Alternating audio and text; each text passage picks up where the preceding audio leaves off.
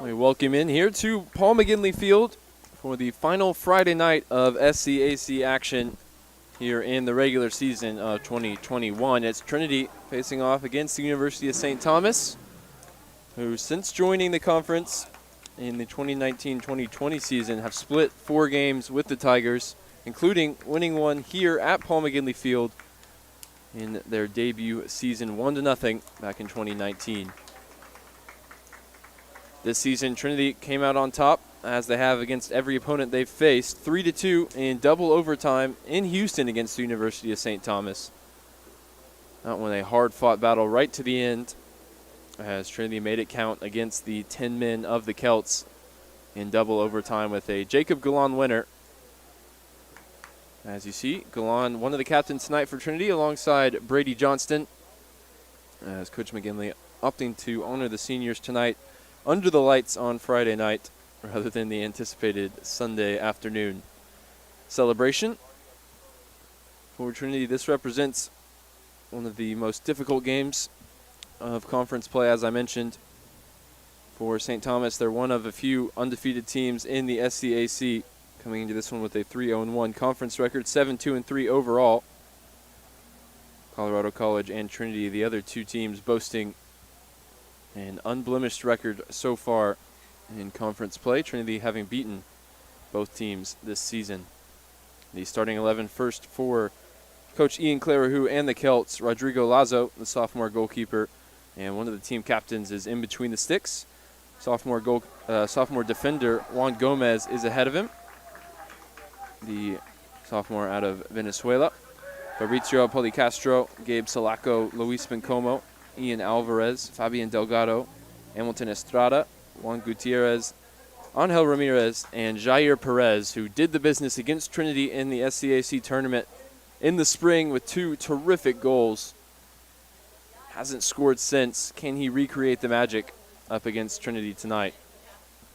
On the other side for Trinity, it's a largely unchanged 11 as Juan Carlos Fidales keeps goal. A back four of Jack Eubank, Brady Johnston, Jacob Galan, and Jesus Velos. Midfield 3 of Fraser Burns, Joe Curry, and Michael Pham, who's the one change coming back into the 11 today in place of Jake Simon. Front 3, Shin Aji, Hunter Kane, and Michael Meese. The latter two having done the majority of Trinity's damage at the offensive end so far in their debut seasons in maroon and white.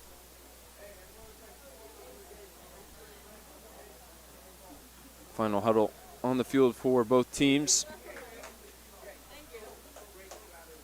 St. Thomas will be looking for revenge after the 3-2 victory for Trinity in Houston earlier this season, and they'll be looking to come for the number 1 spot in the conference, currently held by the Tigers at 5-0-0.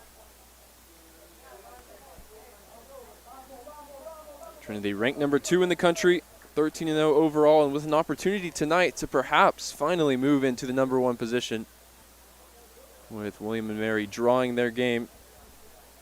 And Trinity a chance at 2 wins this weekend. Might that finally push them into the spot that everybody wants, number 1? We'll see first. The business is here at Paul McGinley Field. It'll be a formidable front line for the Celts, with Ian Alvarez, the SCAC newcomer of the year, starting on the right. Gabe Salaco through the middle, and Juan Gutierrez, the first year out of Tomball, Texas, starting off the left. He's got 4 goals and 2 assists in his debut season for the Celts. We are ready to get underway. Trinity chasing 14-0. Michael Meese chasing 10 straight with a goal.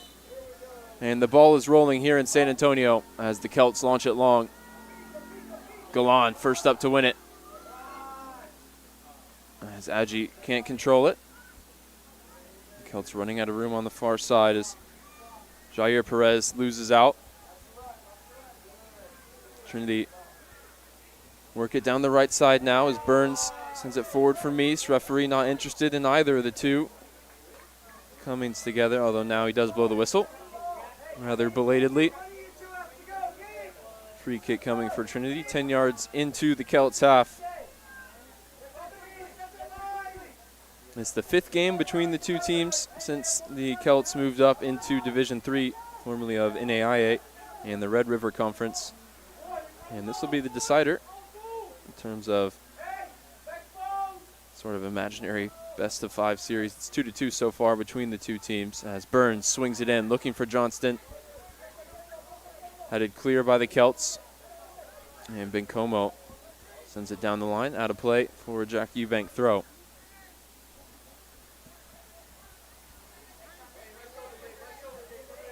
St. Thomas beating Trinity, as I mentioned already, in the SCAC tournament semifinals last season, losing to Centenary on penalties in the final and missing a chance to win their first ever SCAC tournament. Here's Meese now, lines up the shot. Looking to strike here in the opening couple minutes. Instead places his shot into the trees behind the goal. Trinity offense has scored 3 or more in the last 5 games. 24 goals in 5 games overall. They've pushed their season average up to 3.62 per game and allowing under 1 a game. That's a recipe for success. As Meese watches that one bounce out of play. Last touch by Angel Ramirez, who's replaced first team All-SCAC defender Tom Holch alongside Juan Gomez in the St. Thomas back line. Long ball forward, flicks off the head of Fraser Burns, settled by Meese, who himself playing against the Celts for the first time, having missed the earlier matchup this year. Joe Curry regains possession. Simon across for Eubank. Closed down immediately. Simon looks like a late addition into midfield for Michael Pham, who was originally slated to start. That was the lineup I was provided. But for Jake Simon, it's a second straight start. The base of the Trinity midfield. No Michael Pham by the looks of things, although he was suited up to play.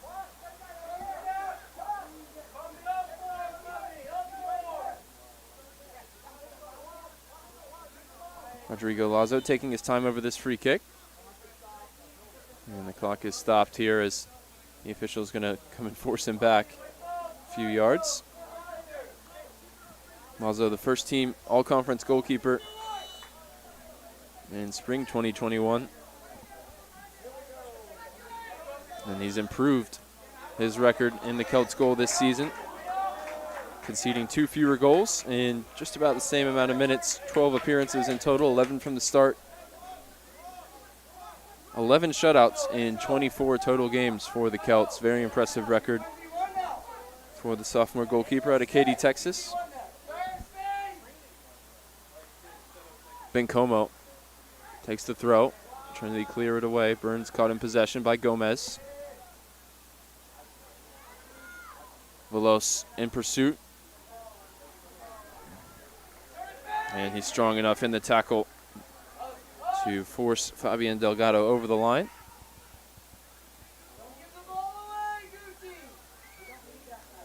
Velos can't keep it in bounds. Another throw-in coming for the Celts.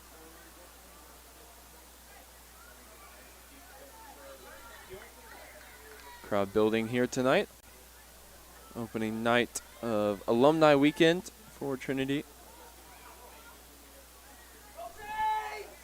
Started off with a 9-1 victory for Trinity women's soccer over Schreiner tonight, as the shot comes in from distance, and Vidalis scrambles it clear down to his right. Really important early save for the senior goalkeeper. And we'll get a look at it here. Full extension for Vidalis. Corner kick coming for the Celts. Everyone back except for Hunter Kane, who will keep the defense honest at the other end. It's the job of the other 10 to keep it out here as Bencomo swings it in. Headed on at the near post. Real opportunity. Looked like it was Salako. Nodding it towards the back post. Couldn't keep it on target.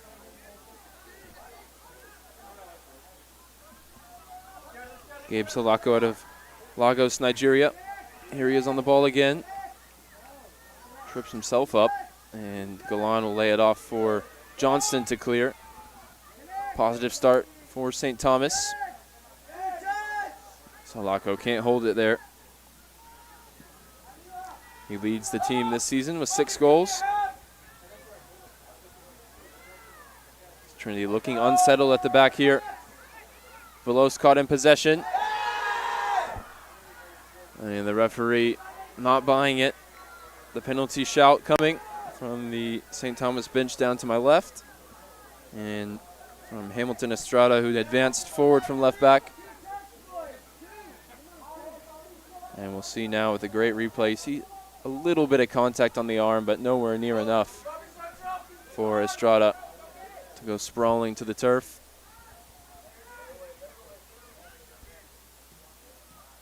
Four new faces for the Celts this year, 3 first years and 1 transfer. Estrada, one of them. Angel Ramirez, another. First year out of Magnolia, Texas. He was under pressure here from Adji. Laid back for Joe Curry, playing on his 20th birthday. Plays it wide for Burns. Whipped in, looking for Meese. It may break for Curry. Gomez is able to get it clear. And the counterattack now on for the Celts. It's even numbers going towards the Trinity goal. A misplaced pass presents possession back to the Tigers. Only for the moment, though, as Galan fires it into Simon, who can't deal with the heat on the pass.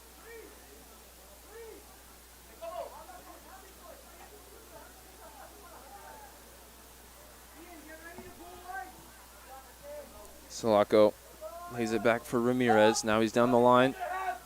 Matched up with Velos. Estrada with Curry on his back will go all the way back for Angel Ramirez. Burns puts the pressure on. And the first-year defender will head back to Lazo.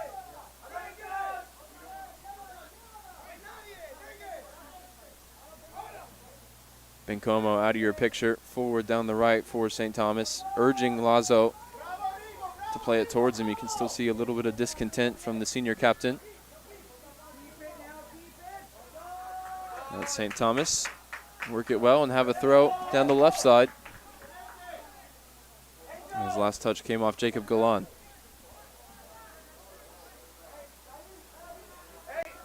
Looks like long throw coming as Angel Ramirez is up from the back. Not something we saw much from the Celts over the past 2 seasons, but with the first-year defender coming in out of Magnolia, Texas, he offers this weapon from the long throw. Johnston onto it. First for Trinity. Second ball won by the Celts, and on the turn, Gutierrez fires off target.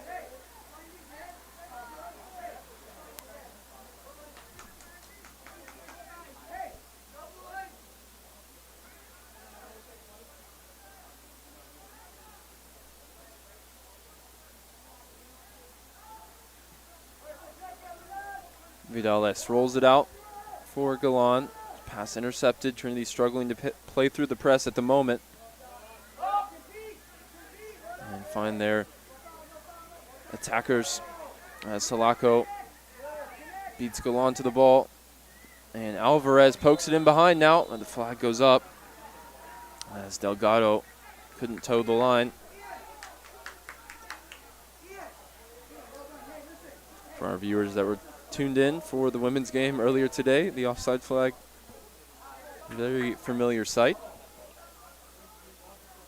That time Trinity, the beneficiaries,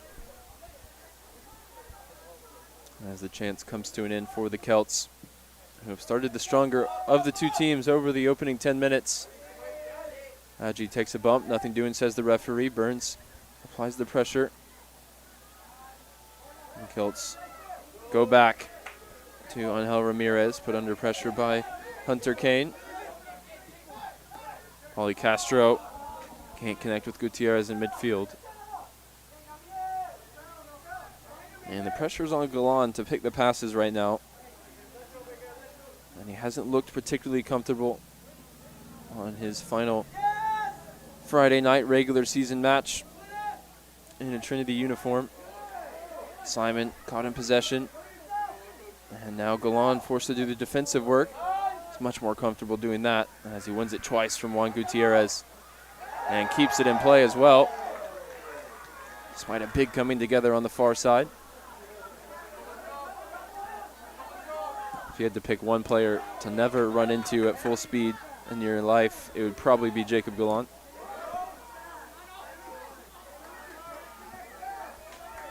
And Angel Ramirez was on the end of it there. Ball now lifted towards Ian Alvarez. He'll keep this in play with Pauly Castro offering the ball back. Trinity concede the throw, which with Angel Ramirez on the field is very similar to conceding a corner.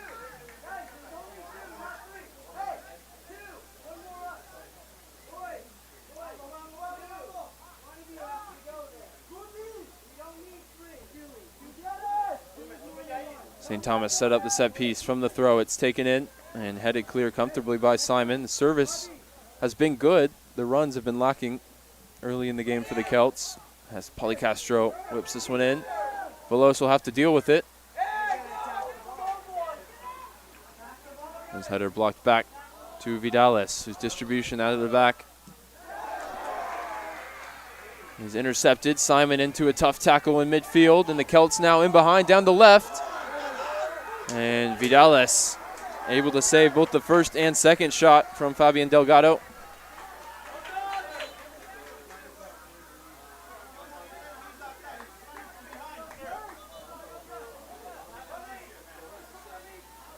And Trinity going to regroup here on the field. They've been under some intense pressure, and they'll huddle up with one of the Celts players down. Not the first time that St. Thomas have come here to play. The last time they were here, it was Trinity who were comfortably victors, although all the scoring came in the second half, 5-2 in total in favor of the Tigers. Here's the tackle for Jake Simon. Full-blooded challenge. That's what a defensive midfielder lives for. Unfortunately, it's left his opponent in the tackle on the ground here.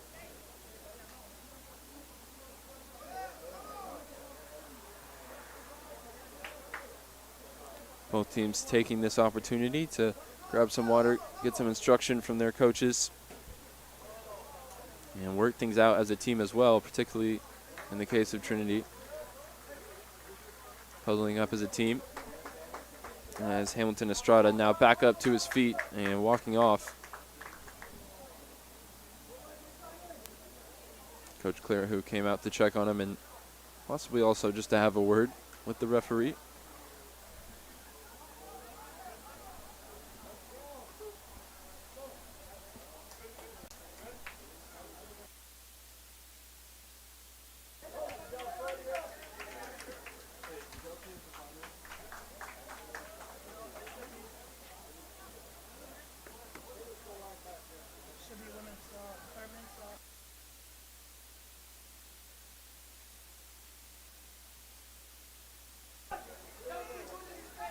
We resume play with the ball in the hands of Vidales, who rolls it wide for Eubank. Time in midfield now for Simon. And it's laid back for Jacob Galan. Wide for Adji. Everybody backs away, and Adji will measure the cross in. Mistake at the near post. And the ball bouncing around, eventually arriving at the feet of Gabe Salako. Hunter Kane in pursuit as Luis Bencomo runs out of real estate. Kane with the throw in. Curry and Burns work it well. Joe Curry caught up by Pauly Castro. Two number 8s both involved there. Free kick coming from just about 25 yards out. The very edge of shooting range for Jack Eubank. who provided the assist from a free kick on the winning goal the first time these two teams met in Houston this year. Jacob Golan was on the end of that one. He's the only one back for Trinity. He won't be on the end of this one. The target will likely be Michael Meese.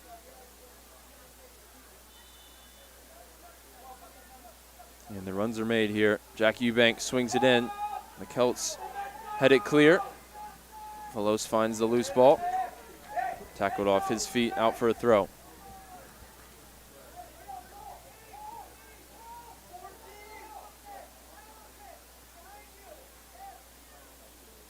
Adji checks in to receive it. Creates the space and sends it in low. Controlled by Burns. The cutback cross looking for Meese. Intercepted on the way through. And Golan there looking to be proactive and win it back. He made the mistake and Joe Curry cleaned it up. Adji forced back here by Bencomo.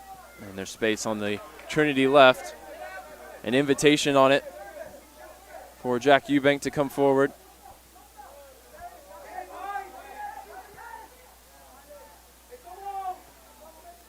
Golan back out to the right for Veloz.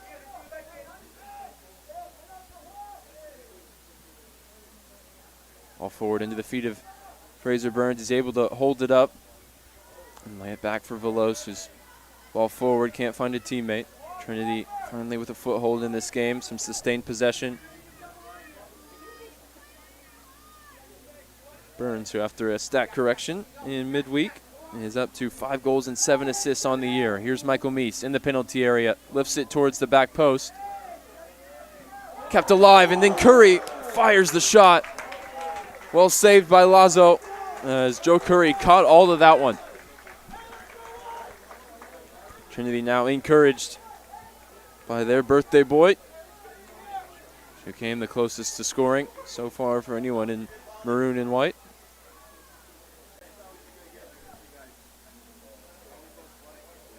And Trinity go quickly from the corner. Joe Curry sends it in. It's flicked on at the near post. And goes all the way through. Trinity appealing for a corner. Here's the volley. As Veloz kept it alive, and Curry sends it arcing down underneath the crossbar.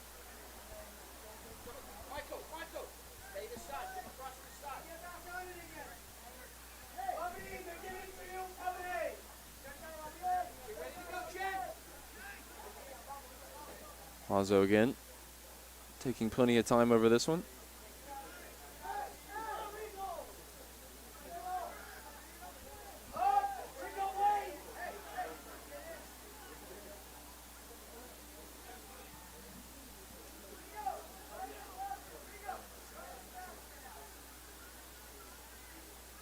Curry to the near side for Eubank. Simon back for Golan, down the line for Veloz. Veloz on the charge. He tiptoed the sideline. Heavy touch for Shin Adji. His production has been down this season. 9 games, all from the start. 1 goal, 3 assists for the Trinity Junior out of Euless, Texas. Johnson sticks his head in there and wins it ahead of Gabe Salako. Now Adji makes the run off the right. He struck against St. Thomas here last season to add the Tiger 5th. This one overhit, intended for Alvarez. Flag may have gone up, but in any case, it's through to Vidalis, the goalkeeper.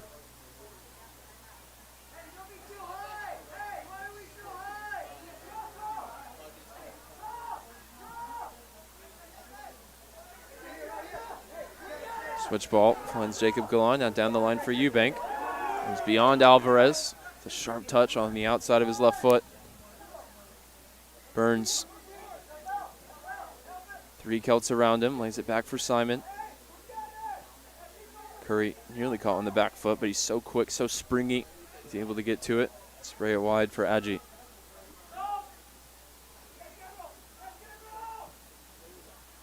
Johnston back wide for Velos. St. Thomas just poised to counterattack here, and they'll get their opportunity as it's one back. And Alvarez has it in the center circle.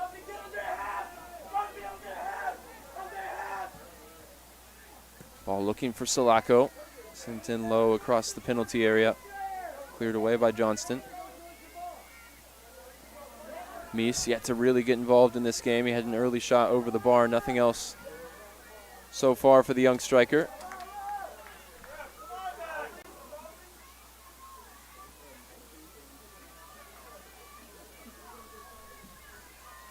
As you can see, full house of Trinity fans here on Alumni Weekend, past and present, here at Paul McGinley Field.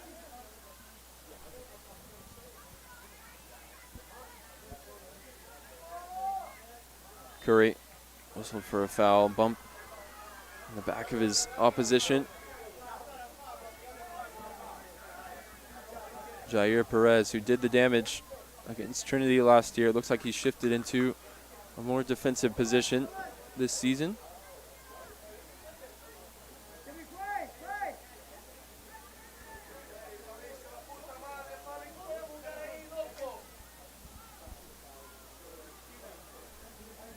Ball down the line, looking for Gutierrez.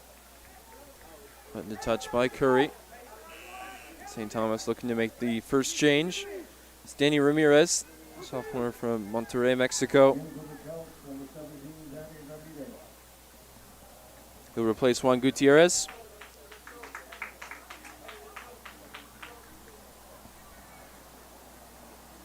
Danny Ramirez, very imposing physical forward who's got the pace to threaten on the counterattack. Showed his scoring touch in the SCAC tournament last season. As Johnston comes flying through, gets ahead to it, but only helps it on towards the Trinity goal.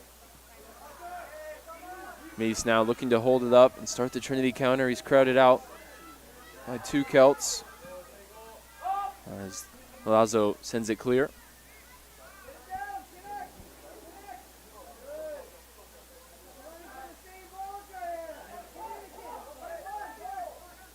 After a weekend where Trinity were always on the front foot, always in control. They scored 13 goals over 2 games, conceding none. They're locked in a battle here, as expected, against one of the conference's toughest opponents.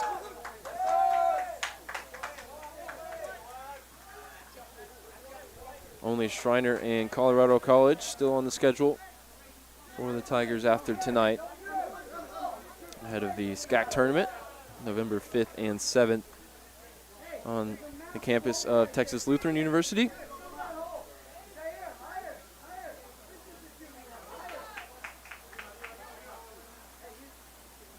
Throw in looking for Sulaco.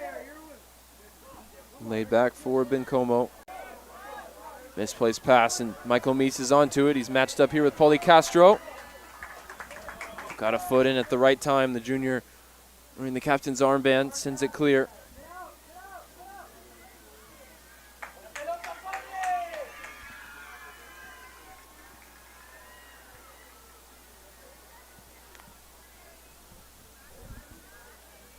And again, the long throw coming as Angel Ramirez is up from the back.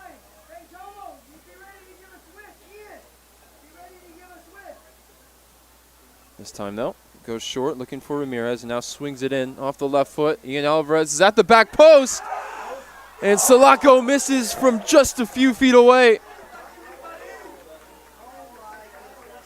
Alvarez header clings off the woodwork, and Sulaco can't make Trinity pay as they fail to deal with it here. Johnston almost instinctively nearly blocked it with his arm. He'll be grateful he didn't. And Trinity in response send a few players down to warm up. You see no contact, but Johnston certainly saw his arm drawn to the ball.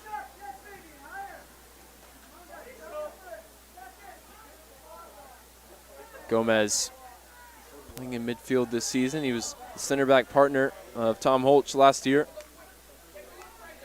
Very versatile player, very good on the ball. And he was a member of the all-freshman team for the conference.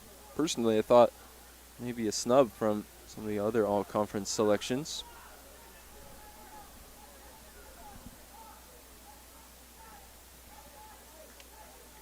In such an abbreviated season, I was there to see 4 out of the 9 games for the Celts as Burns swings this one in and Lazo gets 2 fists on it. Velos back to Galan, who's no nonsense. He puts it back into the penalty area. And Ramirez can't get beyond Burns. He's able to find a teammate. It's Estrada. Dribbles it into the Trinity half and now lifts it into the penalty area. No one home. And Vidalis picks it up for the Tigers.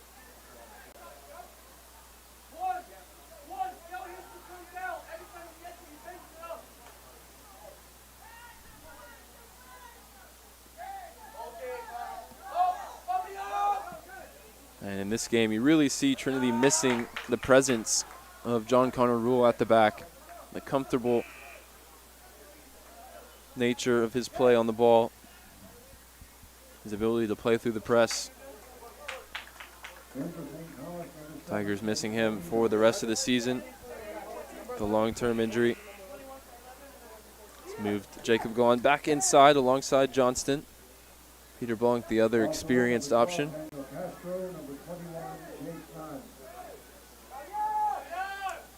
Salako, who's been replaced now, currently in discussion with Coach Clairahoo about that miss which will be infamous if Trinity come out on top in this one. Words of encouragement and also instruction from Coach Clairahoo, who's in his 5th season now. He's led the Celts to a solid 35, 24, and 8 record across both NAIA and Division III. And he's proven the perfect man to oversee this transition. As Aggie's back defending here for Trinity. Able to shield the ball well. And now Meese looking to do the same at the other end. But it caroms off his chest back towards the Tiger goal. Hunter Kane will put Gomez under pressure here. And chases all the way back to Lazo. Coach Clairahoo formerly was an assistant at Rice for a couple of seasons. Oversaw a conference championship in the NAIA. And the Celts were a part of the Red River Conference in 2019.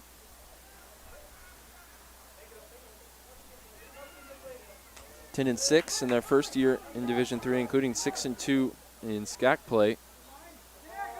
And they've returned a lot of players from that 2019 season. 2020, as I mentioned, they reached the SCAC final. And this year, they're off to a great start, 7-2-3, unbeaten in conference play. And playing Trinity tight for the 2nd time this year. Aggie now runs at his defender. Forced to go to ground to concede the corner.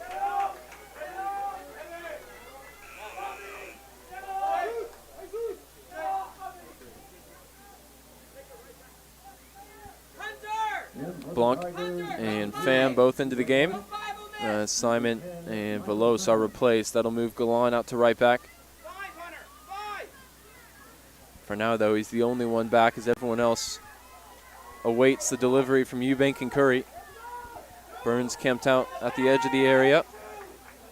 And Trinity do go short. It's laid back for Fraser Burns. Whip on the cross towards Hunter Kane.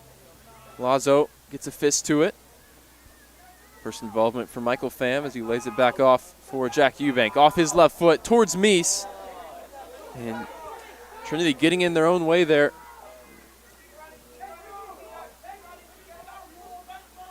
Blanc, Johnson, and Meese all under the cross from Eubank, which, as we've come to expect, was pinpoint.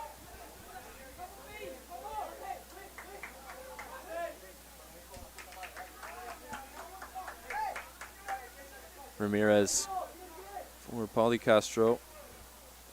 Wide for Perez. Galan already looking more comfortable at right back. Shields off the attentions of the two St. Thomas Celts.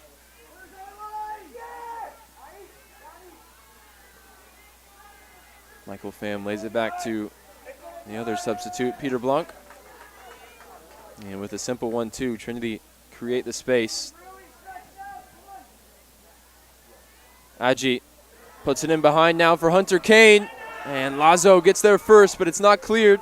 Scalon keeps it alive. Mies back wide for Hunter Kane. Dinked in towards the back post. Adji plucks it out of the sky onto his left foot. Forced to check back now. Pham put under pressure by Ramirez. Gets it wide for Eubank. And Trinity have committed numbers. A counterattack may be on here. Blanc on the front foot. Able to cut it out. End-to-end stuff in San Antonio. As Trinity now go the other way. And Burns runs into Gomez. Ramirez takes it on the chest. Can't get it in behind for Nunn. And Johnston instills some calm on the ball here. Blanc does that with his very presence on the field. As Galan now. A bombing run forward from right back. Just needed support.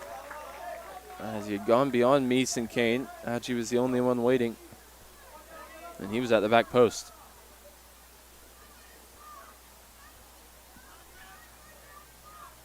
An all action 30 minutes of SCAC action so far on this Friday night.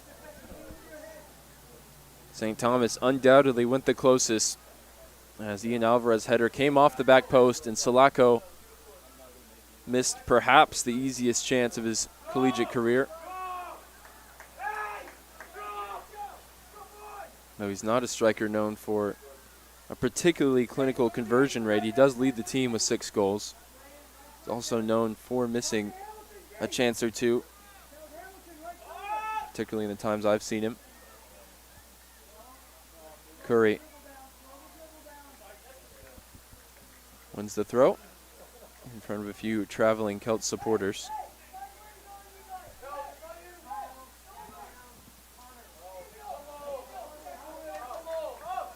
Blanc chased all the way back to Vidalis. Sends it high into the night sky. Celts are underneath it.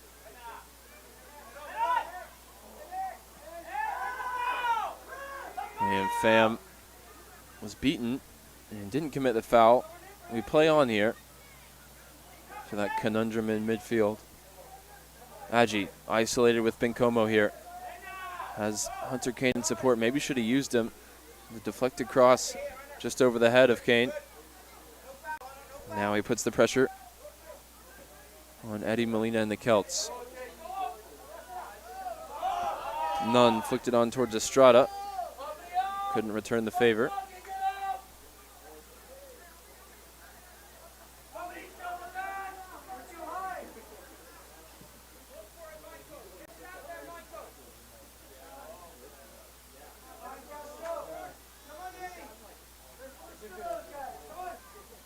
Trinity control the loose ball here. Heavy touch from Burns. He runs into Pauly Castro.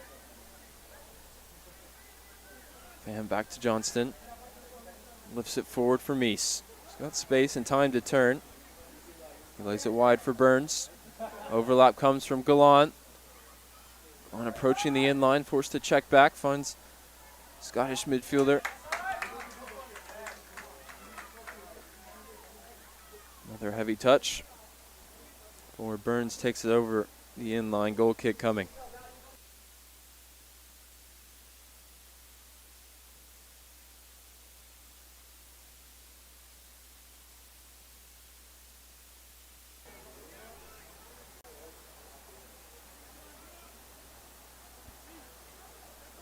Lazo waits as the Celts head up the field. The last minute here, they fan out and go short. Fabrizio Pauly Castro picks it up.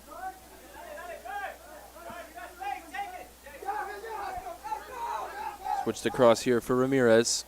Direct service looking for Danny Ramirez. Johnston got ahead to it. Trinity preparing 3 more changes.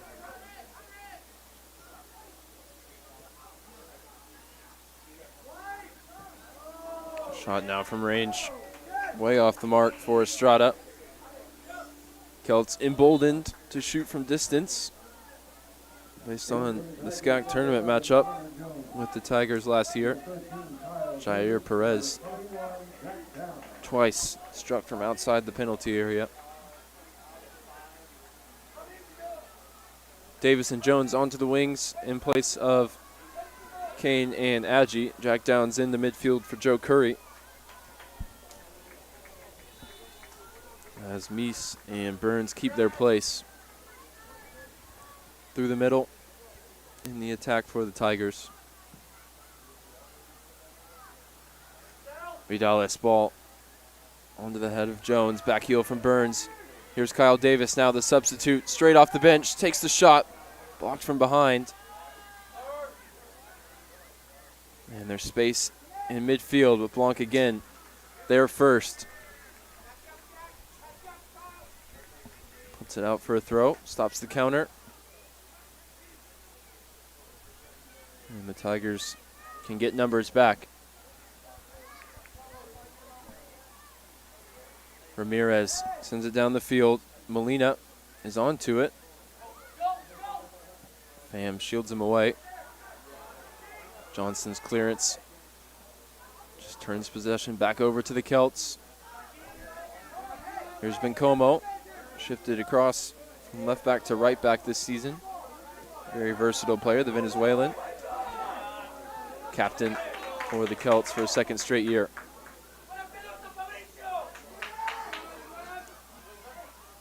And Vidales had to be active there, had to be quick off his line as Eddie Molina sniffing around.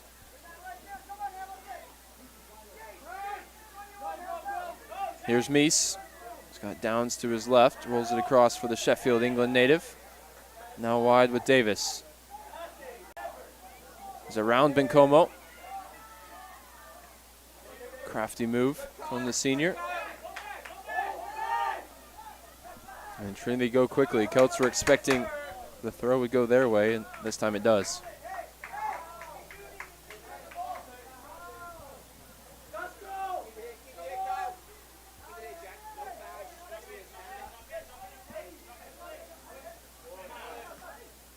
Felipe Marquez, who was sent off in the first matchup between these teams this year, out with an injury today, hasn't played since that red card. He's got his calf wrapped on the left leg, and right now he's up protesting the decision from the officials. The senior defender from Sao Paulo, Brazil, played at right back last season. Perhaps that's the reason why Bencomo's across to play on the right side, although he is right-footed.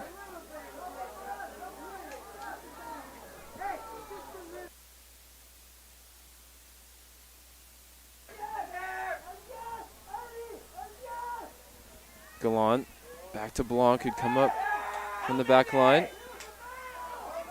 Commits the foul. And the Celts get the ball rolling. They've had the better of the play here in the first half, although Trinity have threatened. It's the visitors who've gone the closest. Overlap here from Bencomo. Molina can't find him. Downs pirouettes away from pressure. And Davis has room ahead of him. Gomez, full sprint alongside him. And he runs into Angel Ramirez. Trinity have a throw in an advanced area. Eubank comes up from the back to take it. 7 minutes to go in the first half. Davis down the left side. It's won a corner. Third of the game for the Tigers. Trail and shots on target. They've got 6 and 2 respectively to the Celts, 8 and 3 on goal. Now Downs. Overhit looking for Meese at the back post.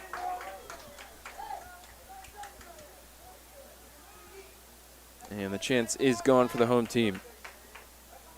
Trinity on their best start to a season since 2016 when they won 16 straight. 16-0 is the best they could do in regular season play this year. with just 2 games to go after this. SCAC tournament consisting of only a semifinal and final this year on the 5th and 7th, and the Tigers will hope NCAA tournament games will follow that,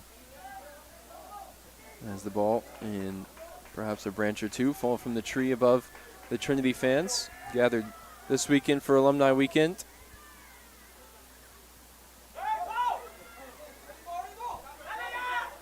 Ramirez forward now for Molina. Has to clean up the touch and now takes the shot from distance. And Vidal is comfortable to watch that one over the top.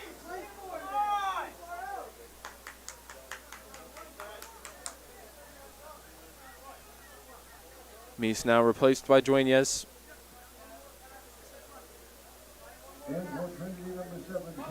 Not a ton of looks for Michael Mies, although the best one perhaps prevented by his own teammate.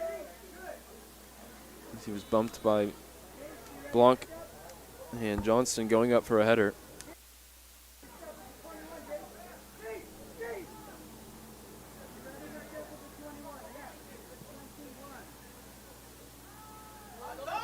Nobody underneath it for Trinity as Vidalis sends it just clear of the halfway line. Davis helps it on towards Dueñez. Back for Pham.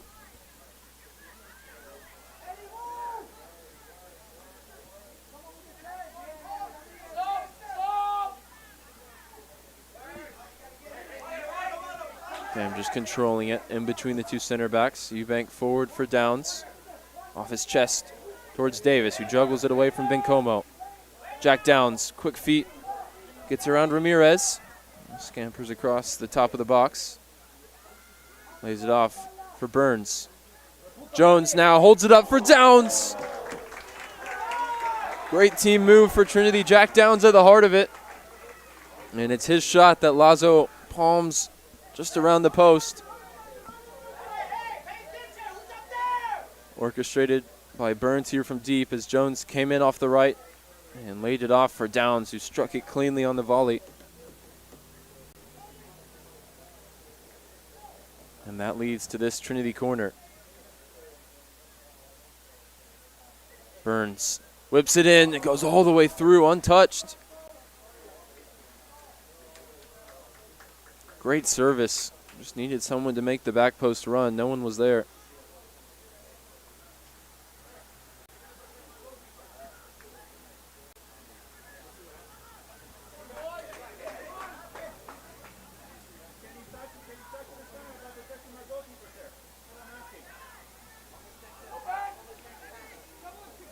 Ramirez put under pressure by Dueñez. 3 minutes to go in the half. It's lifted in behind, and Ramirez takes it first time.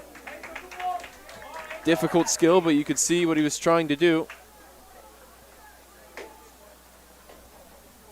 When you score a goal like that, usually it stays on the highlight reel for years to come. Think of the likes of Robert Van Persie coming over the shoulder, taking it first time. Takes a truly world-class touch. And Ramirez couldn't quite provide it that time. Bobbling ball back to Vidalis. He deals with it. Only in terms of sending it far from goal. It's out for the St. Thomas throw, and that emboldens the Celts.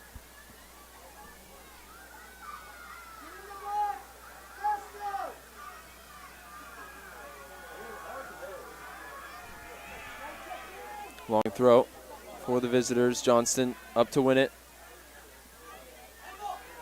Johnston celebrating maybe, I think, his 3rd senior night as the flag is up.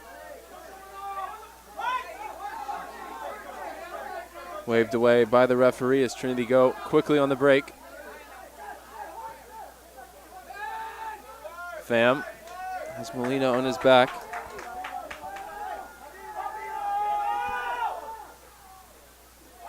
Now Blanc dribbles it up from the back, looking for the ball straight for Fraser Burns, who's kept this alive for Kyle Davis. Steps past one. The incisive pass finds Burns. Downs loses out in the tackle. It's 2v2 going the other way. Eddie Molina is onto it. He's got Ramirez for support. Adi Molina lifts it in. And the Celts won a corner, but a goal kick is coming. And the 1 minute call coming over the PA as well. 1 minute. A back and forth first half where the Celts might feel aggrieved not to be in front, although it fell to their leading striker, Gabe Salako. He couldn't convert.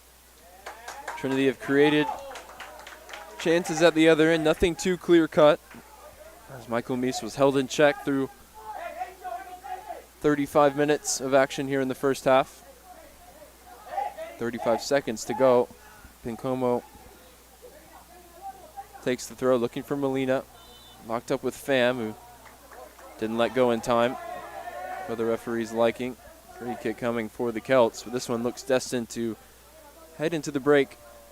Tied up, still scoreless, just as it was last season here. But don't go anywhere, because last season, the second half brought 7 goals as Trinity won 5-2.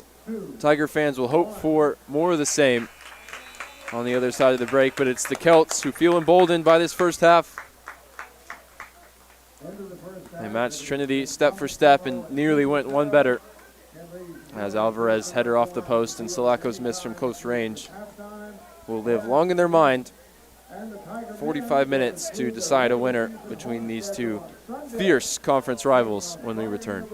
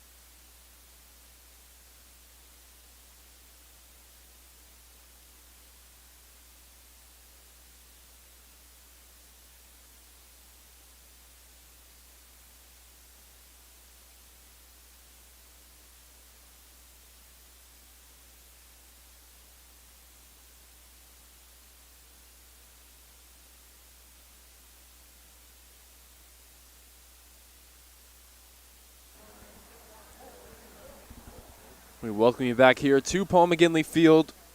This game finally poised, despite being still scoreless. It was back and forth action in the first half, and a game that was reminiscent of the matchup between the Celts and the Tigers here last year.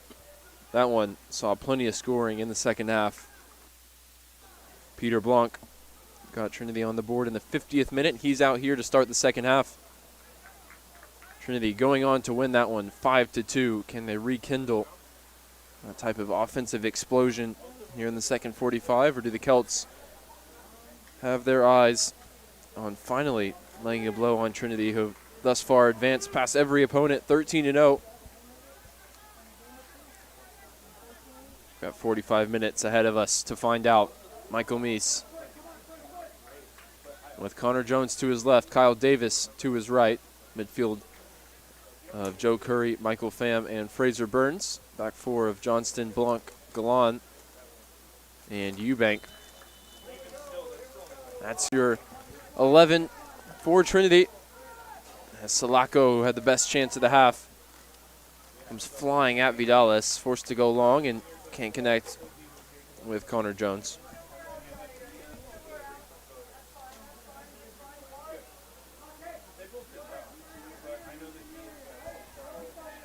Though repelled by Johnston. Again, back to Bencomo. Meese picks it up, 35 yards from goal. It's wide now with Galan, heavy first touch. He runs into the Celts back line. And Pham, twinkle-toed, skips past Ramirez, sends it down the line for Galan. This time first touch is better. The second one runs into Estrada. Three Tigers around. Delgado is caught in possession. Now Kyle Davis with the defense on his heels. Lazo's come out, and he's dealt with it. Unorthodox from Rodrigo Lazo, although no one's ever accused him of being orthodox.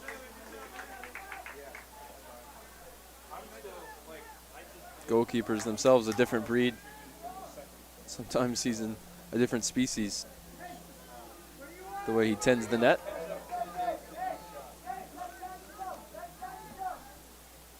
Got the job done that time, and he has consistently across his St. Thomas career. 11 shutouts in 24 games. First team all-conference selection. As a first-year goalkeeper, not easy to do.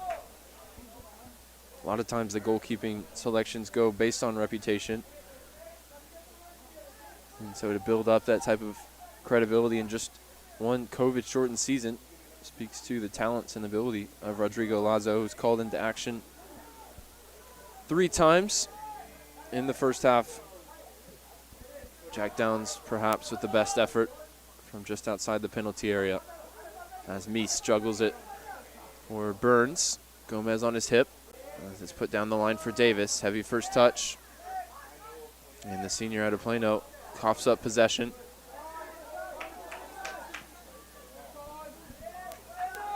Plenty in attack for the Celts as the ball searching for Danny Ramirez is intercepted by Johnston.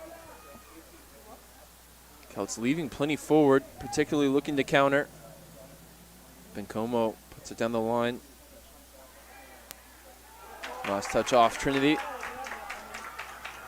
And you can see some outstretched arms to the right side of half field where the Tiger fans have gathered. They would have had a decent vantage point as Ramirez lifts it over the top. He's an option at the top of the box as it's swung in towards Salako. And Alvarez now brings it under control at the back post. Blanc pokes it away from him. And Burns just clears the lines for Trinity. And now Ramirez. Well, ball was up in front of him, and he lasers it towards the back post. Vidalis again, fully outstretched, equal to it. Perhaps the best save of the season for Juan Carlos Vidalis on what was a rocket from Danny Ramirez.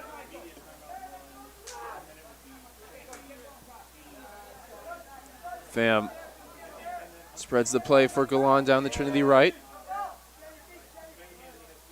Draws plenty of attention, forced to go back. Here's Curry. Mentioned in the first half, playing on his 20th birthday tonight. Saw some balloons meant for him out in the crowd. As Jones sees his cross blocked out for the Trinity throw. Taking quickly for Pham. Crafty from one of the Trinity captains who realized it was going to be a difficult ball to deal with from the throw. And just baited Salako into the tackle. And now it's led to a dangerous opportunity with Jack Eubank standing over the dead ball. You see just that hand on the hip, bringing Pham to ground. Eubank's now stepped away in favor of Fraser Burns. Triggers the runs with the raised left arm, and now whips it in right on top of Lazo, spills it, and then lands on top of the ball.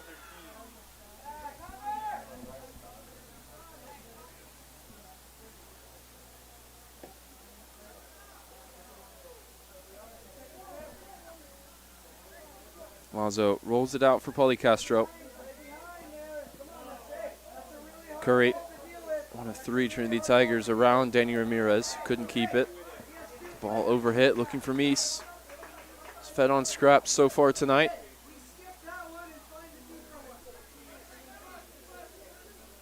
Just the one shot in the first half. And ended up way over the bar. Had another header. Didn't go down as a shot, but he was bumped by a teammate going up for it. Speaking of, looks like Eubank was the one fouled here by the Celts.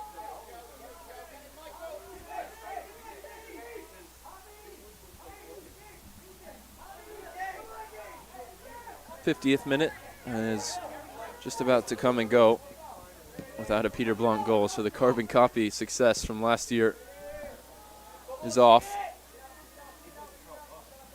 Blanc was looking to start the attack with a trademark diagonal out towards Jones, who just about ran out of room.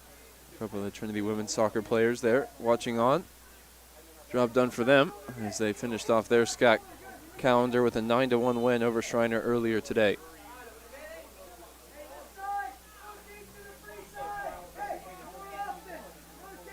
Trinity still battling here, looking for the lead, and then 2 games to go. Shriner on Sunday, and the away fixture with Colorado College a week from today.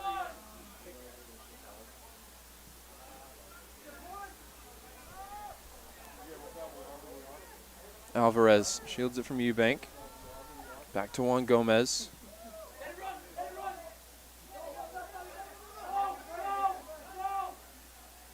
Go on, we'll let this one run.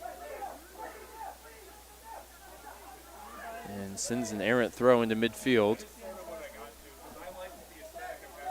Looks like maybe it slipped out of his control as Estrada couldn't do anything with it. This time Galan straightens it out, but again, St. Thomas onto it, and Alvarez steps into a shot. And Galan there just losing focus, shields that one out of play, but it's a corner. Hasn't been the best night so far for Jacob Galan. He was the one that won the game for the Tigers in Houston. Double OT header in the 104th minute to separate the 2 teams.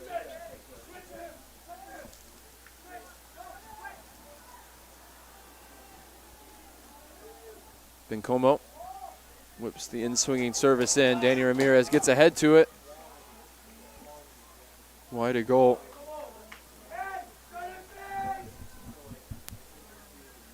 That matchup with the Celts in Houston, the closest Trinity have come in terms of not putting up a win. They were just minutes away from a draw.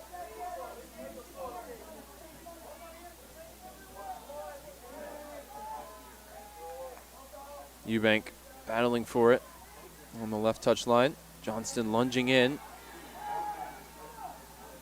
And he's called for a foul, not because he was late, but because he continued to play once he was on the ground.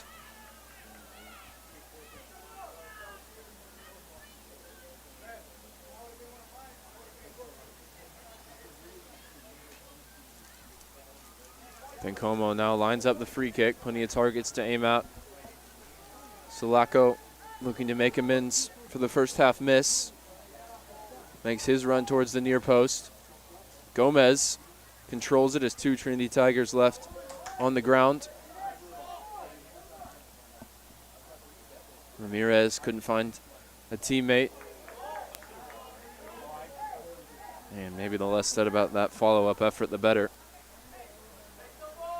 As he drags it closer to the corner flag and the goal itself.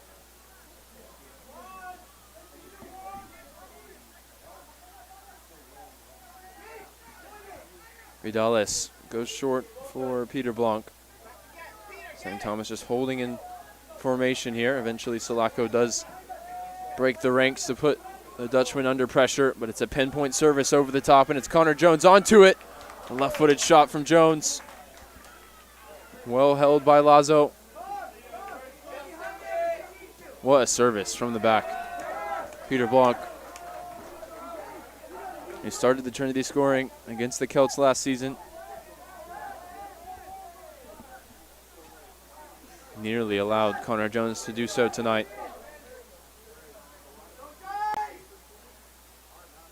Ball into the feet of Burns. Wide for Galan. Low cross looking for Davis. Cut out, and Pauly Castro puts it into touch. The wild swing of his left foot.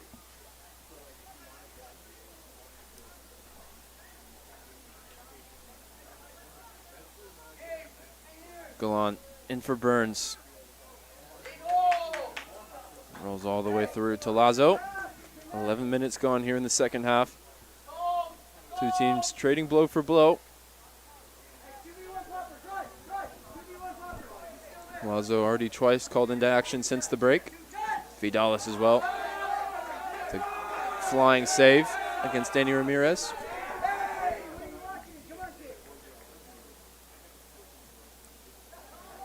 Ball breaks now for Joe Curry. Joe Curry looked like he was beyond Juan Gomez, but the Venezuelan got a foot in at the crucial moment. And now the diagonal ball looking for Ramirez. It's cut out by Johnston. And Danny Ramirez, native of Monterrey, Mexico, runs out of room that time.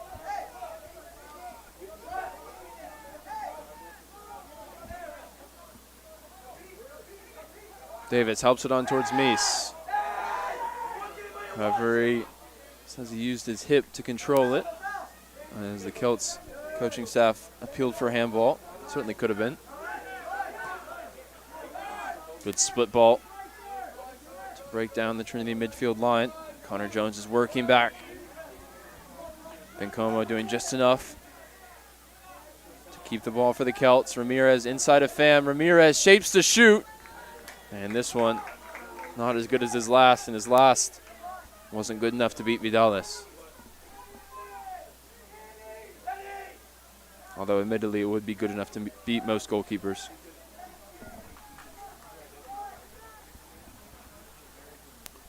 Four saves for the Trinity keeper, 5 for Lazo in the Celts goal.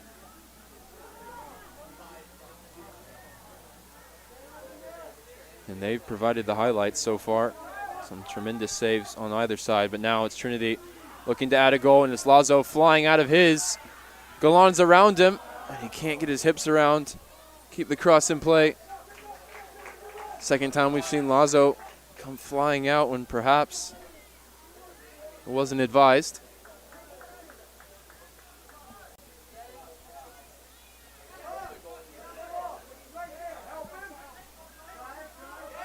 But for the second time, it does the job. Johnston sends it high into the sky. Celts can't keep it. Curry has it settled. Forward now for Fraser Burns.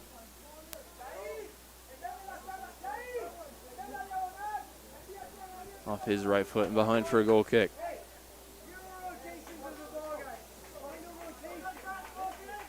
Both these teams improving on their scoring records from last season. For the Celts, significantly up from 1.58 goals a game to almost 2.5. For Trinity, closing in on 4 a game with some of the numbers they put up last weekend. 13 goals across their 2 contests. Johnston forward down the right. Shapes one in towards the back post. Jones going to give everything here to try and keep it. Back heel. Searching for Curry. It's controlled, though, by the Celts.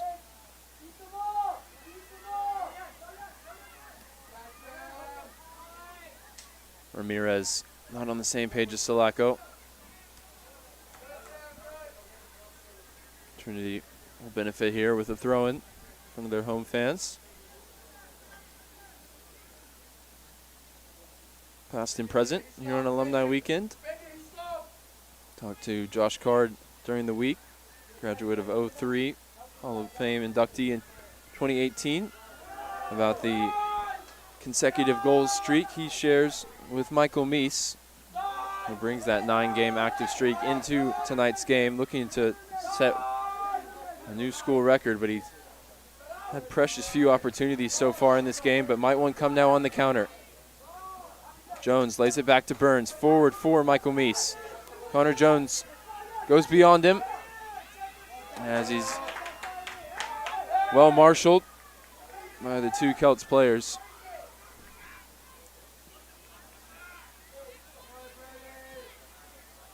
Johnston cleans it up at the other end. Pham sprays the play wide for Davis.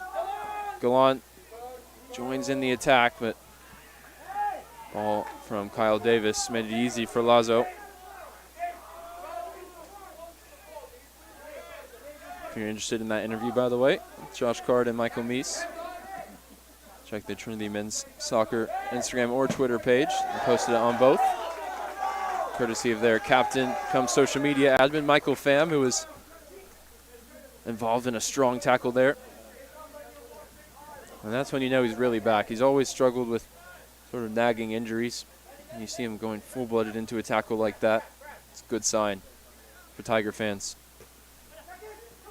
Here he is again, caught in a headlock by Ramirez. And Curry eager to get the ball rolling again.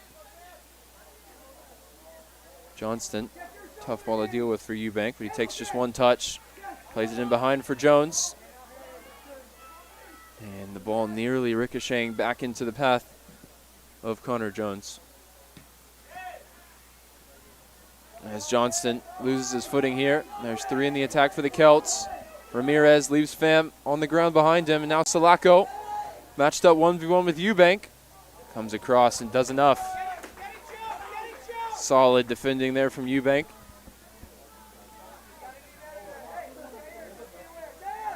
Curry on a 40-yard dribble now. Out of midfield, he runs into the back line of the Celts. Game end to end, neither team really with any type of rhythmic possession. It's lifted in behind here. Golan does enough.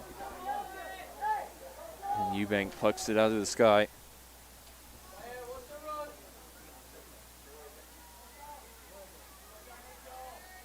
Curry pressure on his back. Skips away from one, but runs into 2 more. And his appeals for a foul waved away. Sulaco continues what's been a really tough night. I think he's about to be replaced. Juan Gutierrez, who started the game, ready to come back in. And Sulaco may depart with the yellow card as well, as he undercuts Blanc, who flew across and won the header.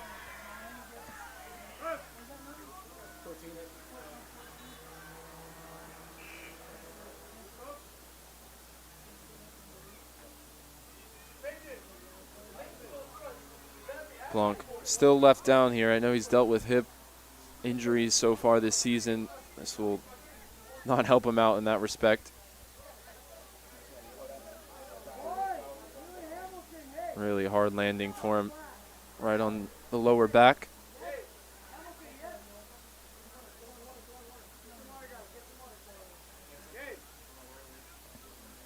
Peter Blanc was the answer to Trinity's first half struggles,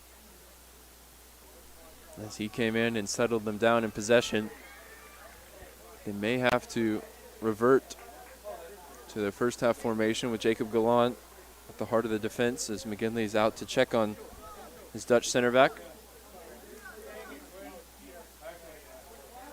And with both teams taking an impromptu hydration break, we'll take it with them. Be right back in just a moment. You're watching SCAC Soccer, Trinity and St. Thomas on the Tiger Network.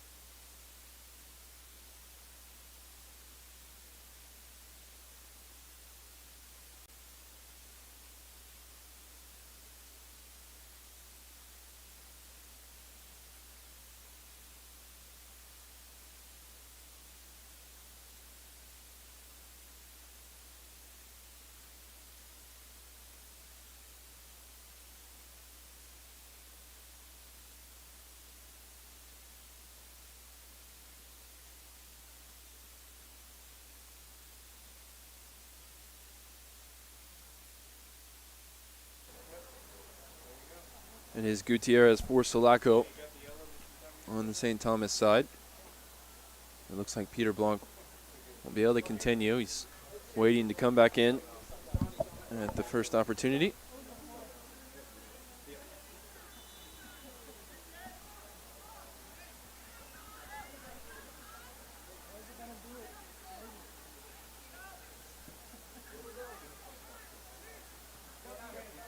Blanc now allowed back on the field as Eubank sends it down the line. Celts go direct. Ramirez takes it on the chest.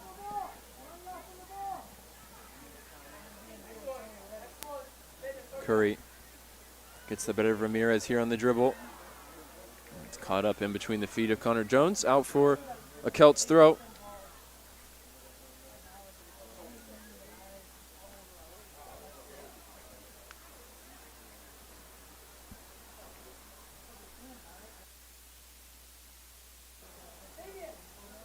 This game now bucking all the recent trends between these two teams. This year it was fast out of the blocks, both teams scoring in the first half. Last year it was Trinity flying to start the second half after a stalemate in the first. And we now approach 65 minutes played. Still scoreless. Both teams still looking to break the deadlock. A lot on the line here. Trinity lead the conference, the perfect 5-0 record. The Celts, if they win today, could go on to claim that _1 spot. But of course, beyond that, every game's so important. With the shortened 4-team tournament for the SCAC. Only the top 4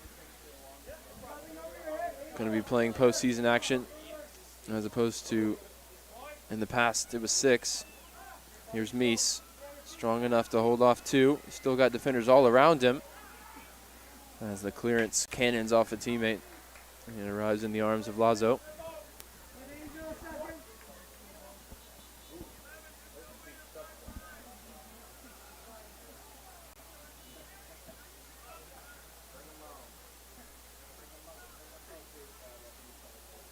Celts player left down here. Referee concerned for maybe a head injury. Trainers are onto the field. And another stoppage to break up play here in the second half. So far the stats, 14 shots, 4 on target for the Celts. 9 shots, 5 on goal for Trinity. Pretty even on fouls. Trinity with 4 corners to 2.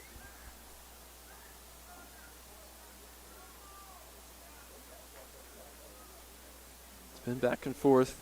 Best chance came in the first half for Gabe Sulaco. Trinity, the #2 team in the nation, 13-0. St. Thomas, who ended the season as the #2 team in the SCAC, losing in the final last year. bring a 7-2-3 record into this one. Their conference results so far: 4-0 win at Schreiner, who Trinity will see on Sunday. 2-0 win against Centenary.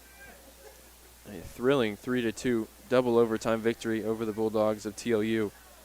And a 0-0 draw with Southwestern. They've done that twice, home and away against the Pirates this year. It's Angel Ramirez back up to his feet and ready to come back in as the referee will drop it to Rodrigo Lazo, and we'll be back underway.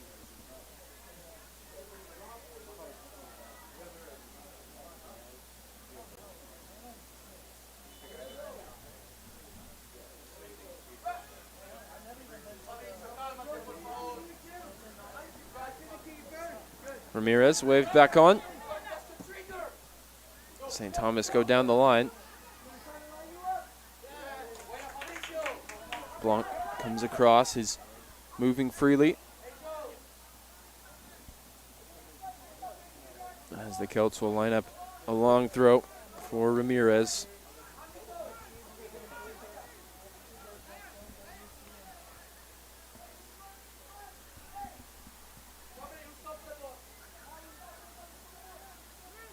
All the actors take their positions. The stage is the Trinity penalty area. As it's launched in, Eubank gets a touch. Bam gets it further clear. Curry on the dribble. Davis takes it from him but couldn't put it in front of Meese.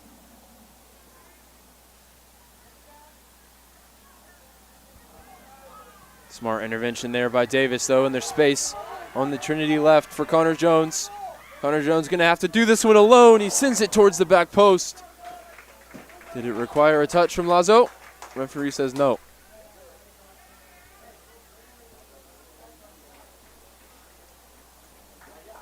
Davis instantly making up for that under-hit pass. Wins it back and springs Connor Jones. Here's the chance.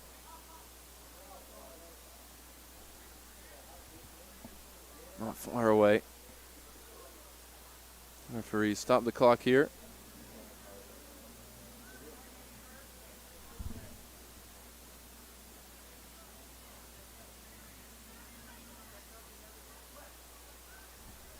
Both coaches involved.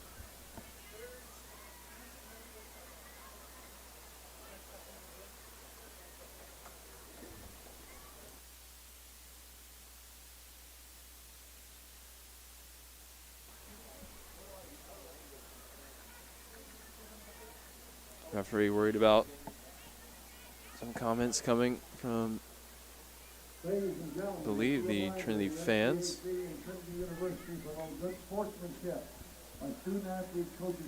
Prompting a PA announcement.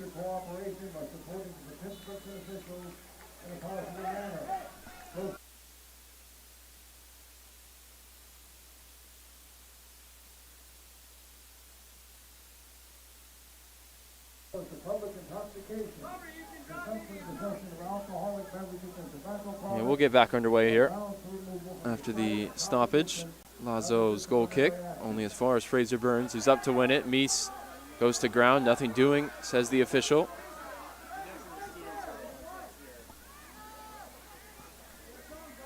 Ramirez on a foray up from the back.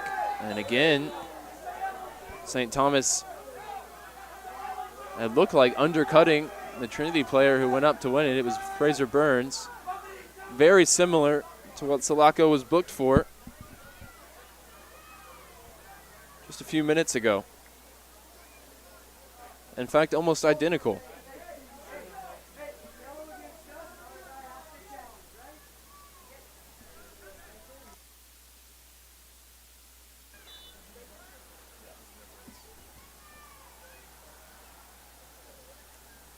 St. Thomas go quickly from the free kick. Pauly Castro. Errant ball. Couldn't find a teammate. And Burns couldn't find Jones. 3/4 of the way through the action now here in regulation. Double-digit shots for both teams. 5 on target for Trinity, 4 on goal for St. Thomas. nothing in the back of either net. Second half, which has been disjointed over the past 10 or so in-game minutes. Multiple stoppages. St. Thomas now threatening. Down the line for Bencomo. It's cross-blocked, and Johnston there to prevent the corner. Meese will hold it up. Defender draped on his back. And he was able to smuggle it back for Jack Eubank. Burns will chase this ball back to Lazo. Looks like it just might hold up on the turf.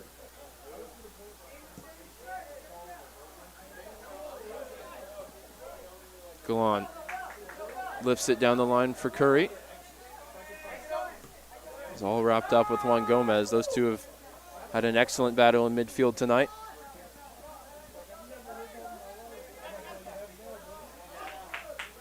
Galan shields out of play, takes the throw quickly. Davis has space. His first touch turns him back towards the Trinity bench. Jair Perez, the hero of St. Thomas' semifinal victory over Trinity, coughs it up. Michael Meese in the box as it's fired across for Jones. Flicked over the head of two defenders, just needed a little bit less.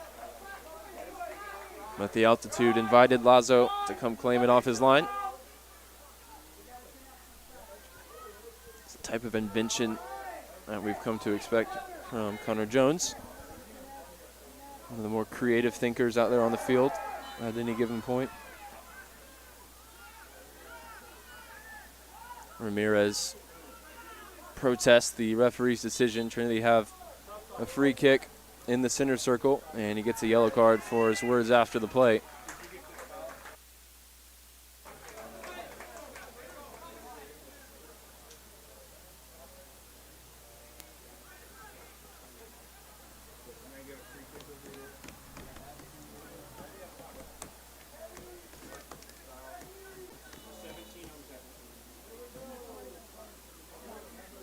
Second yellow card for the Celts as Burns sends it towards Meese, takes it on the chest, goes for the acrobatics, is still alive in the penalty area, breaks for Joe Curry. What a birthday present for Joe Curry, who puts the Trinity Tigers in front in the 20th minute. Sorry, his 20th birthday, 20 minutes to go. Meese kept it alive. The acrobatic volley, and Joe Curry placed it in the bottom corner. Beautiful volley from the top of the box, and it sent the Trinity fans, including that young one right beside the camera, going wild.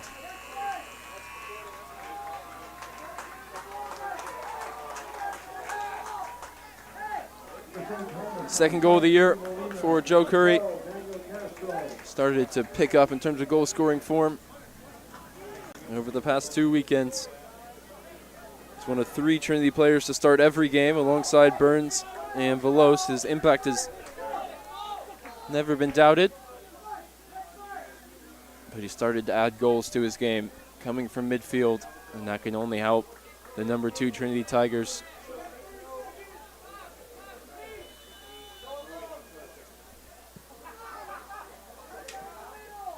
Goal for the Tigers by Joseph Curry. Curry immediately involved again, straight from the kickoff, as Eddie Molina's back on for the Celts. He's locked up here with Johnston. Got a touch to it.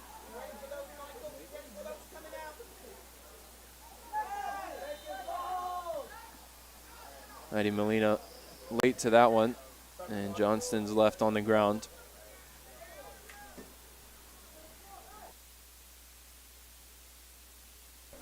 Clock stopped here once again.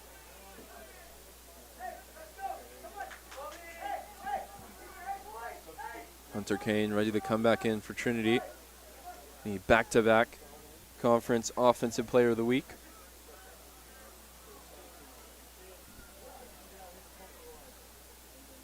See an awkward tangle up there as Johnson was on the ground and Molina accidentally stepped on him.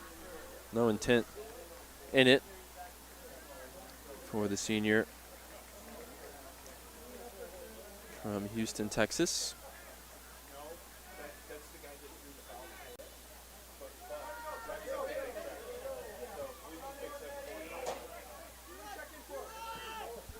Galan looking for Davis down the line. Meese nods it towards Burns. First time ball finds the feet of Kyle Davis. Nearly returned it to Michael Meese.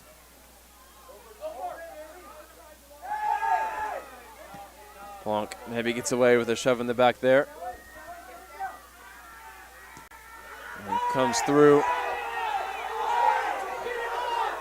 He wins it. And the clock is stopped here for Juan Gutierrez. One side arguing it wasn't a foul, the other side asking for a red card. And there's some afters as well as Molina throws a shove into the crowd of Trinity players.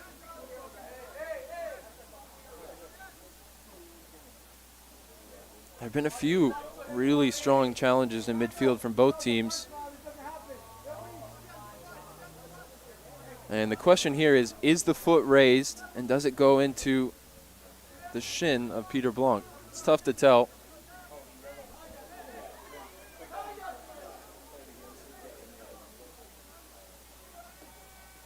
Looks like Blanc will be up to his feet here.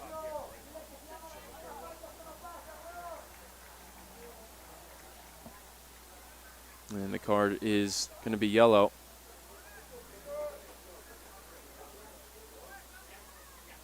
Blanc has been through it today.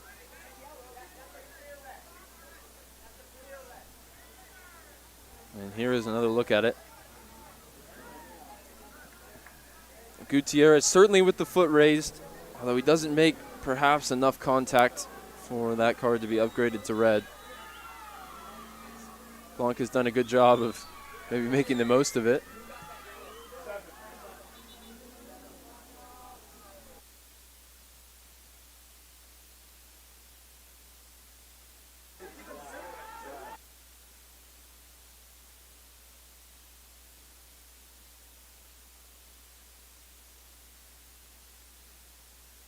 Confusion here between the officials as to who was booked.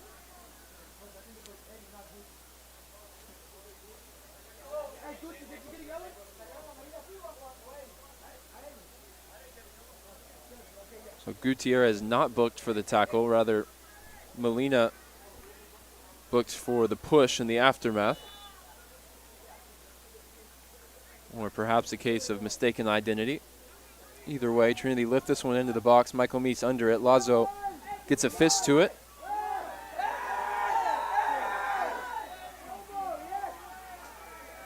And Davis jumping for it. It's going to get a yellow card for his challenge.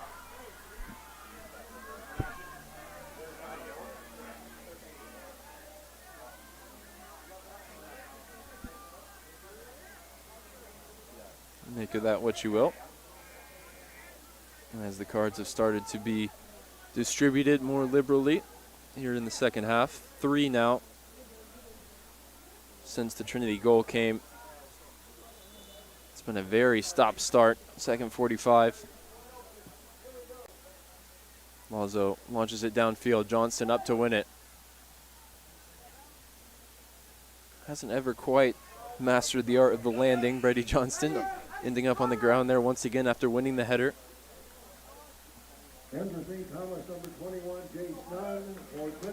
Hunter Kane on the field now for Connor Jones, who put in a good shift here in the second half, had opportunities, and was involved in the opening goal for Joe Curry.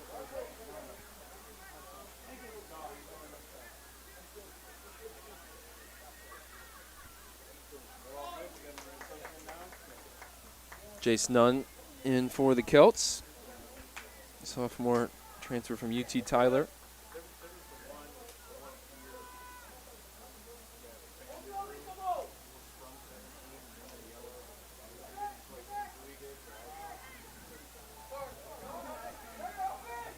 Estrada pokes it into the box. Johnston gets ahead to it, and there's space ahead of Fraser Burns. There's Michael Meese running ahead of Fraser Burns. Ball into his path is cleared away by Poli Castro.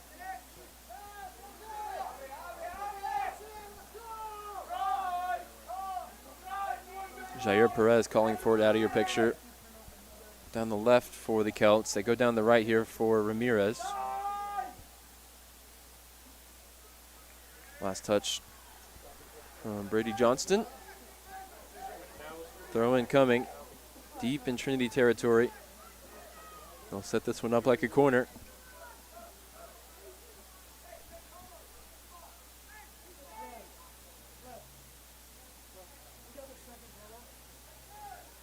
Tigers win the header, and Kane now, ball bouncing at his feet, top of his own penalty area. Prefer to be at the other end, where he's been so effective for Trinity on a 4-game goal streak right now.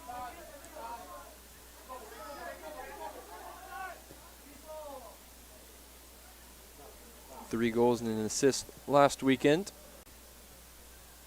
Take his season total up to 8 and 6. And the referee here pointing to the spot. And Vidalis in the Trinity defense can't believe it. And we'll look now at why.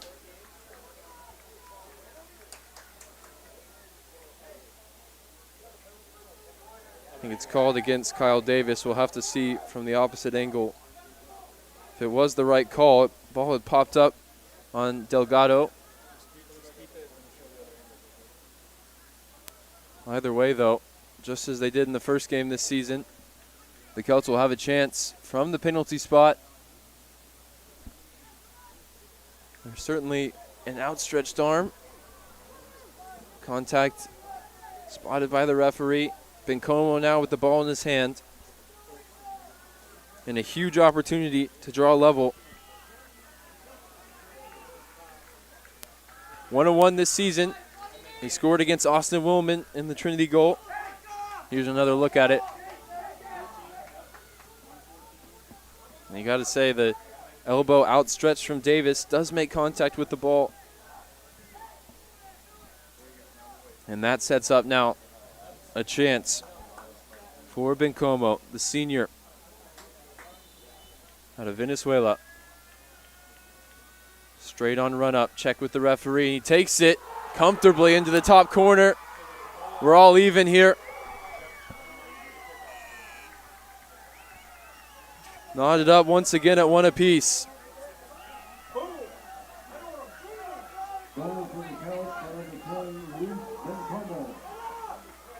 His third career goal against Trinity. He scored the winner in 2019 here against the Tigers. That was a thunderous strike from outside the box. This one from 12 yards away, but dispatched comfortably past the diving Juan Carlos Vidalis.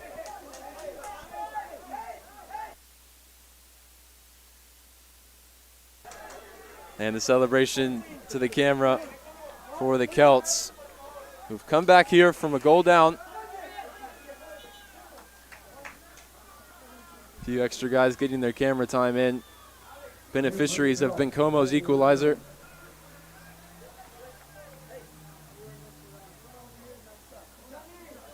Third goal on the season.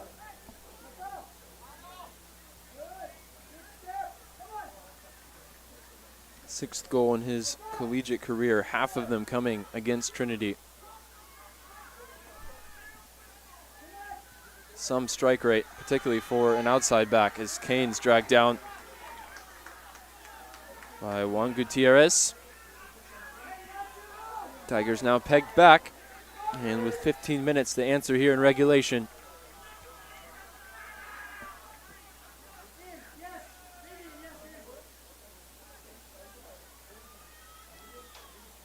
We saw in the first half an incident where Brady Johnson's arm was almost drawn to the ball, and that seemed similar to what happened there for Kyle Davis. Instant reaction rather than something conscious. That led to the St. Thomas penalty. Ramirez putting the pressure on Pham. Ball forward, asking questions of Kyle Davis. Forced to concede the throw.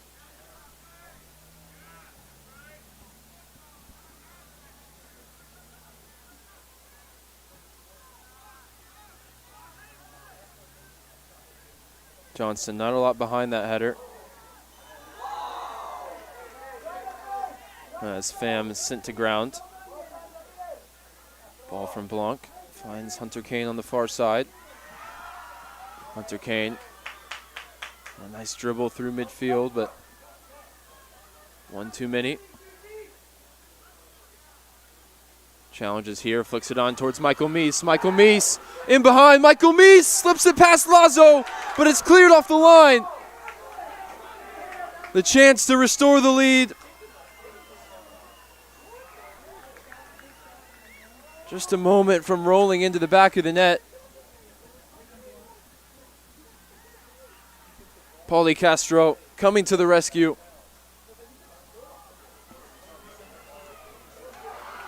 Hunter Kane into a strong tackle. Trinity crowd feeling the energy. St. Thomas feeling confident after finding the equalizing goal. Gomez shrugs off Curry.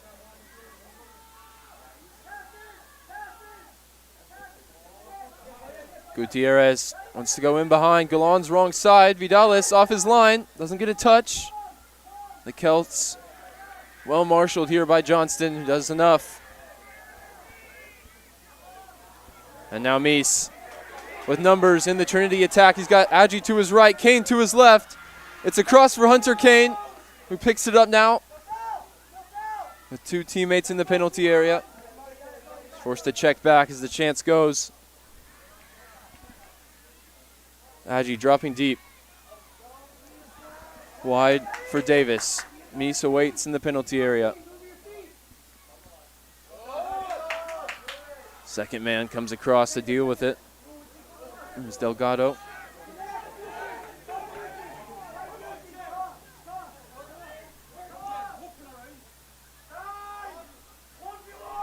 Castro down the right for St. Thomas. Eubank watches the cross all the way through.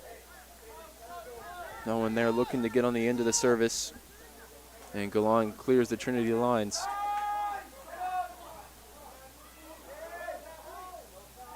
Gutierrez really growing into the game. Here he is now on the charge in the penalty area. Has it taken away by Galan. Blanc goes to ground, pokes it wide for Adji. Adji easily past Estrada, who comes back, goes to ground, and commits the foul, likely to be booked as well.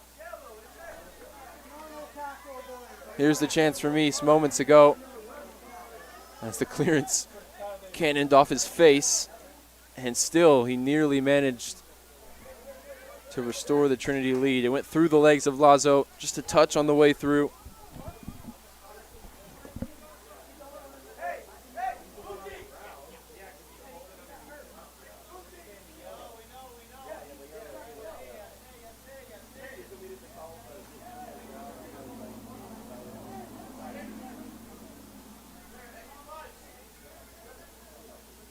And Estrada, who was at full stretch to try and stop Adji, and ultimately he did, although illegally, is the one that stayed down injured here. Adji cutting back at just the right time. Take the contact.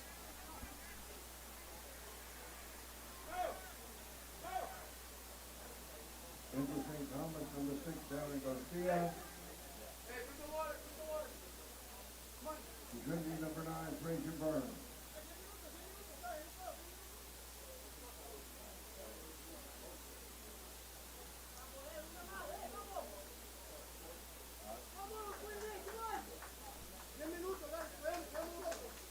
Estrada helped off the field. Now with the yellow card, he's going to be replaced by Darren Garcia. When the two teams retake the field on the Trinity side, Fraser Burns will take the place of Kyle Davis.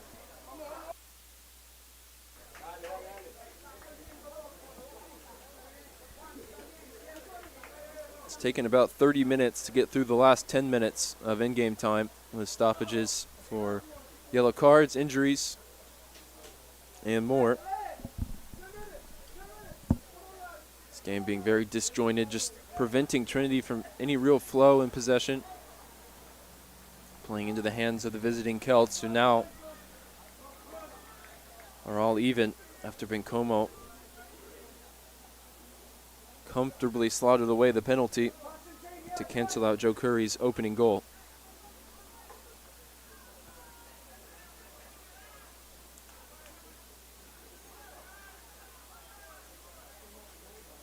Eubank way out from goal here. He's going to line it up nonetheless with plenty of targets to aim out. Going to have to get a lot behind this one. Pham also calling for it.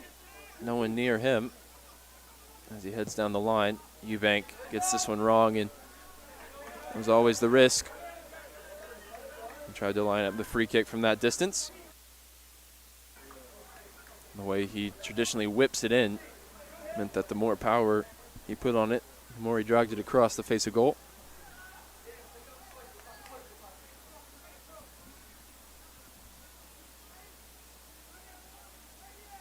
Lazo lines up the goal kick. Clock ticking down towards 11 minutes to go in regulation. There's a 1 on either side of the scoreboard. And there's 11 guys on either side looking to change that.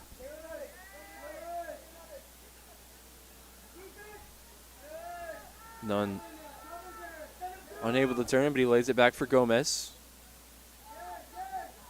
Gomez conservative with the ball there. Goes back for Ramirez. Loose ball from Ramirez. And now the ball in behind from Meese. Well weighted from Burns. Meese sets himself up. And Lazo makes a flying save to deny the Trinity striker the go-ahead goal.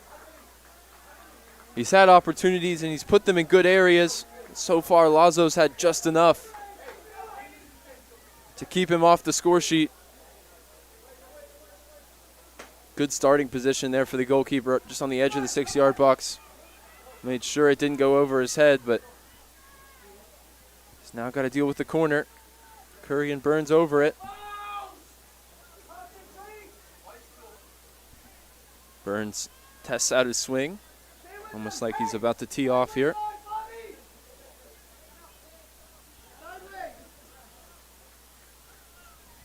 Here comes the in-swinging service from Burns. He's left hobbled, holding his groin after a mishit corner. Going to be worrying sign for the Tigers. And he doesn't have enough to keep in an errant pass from Adji.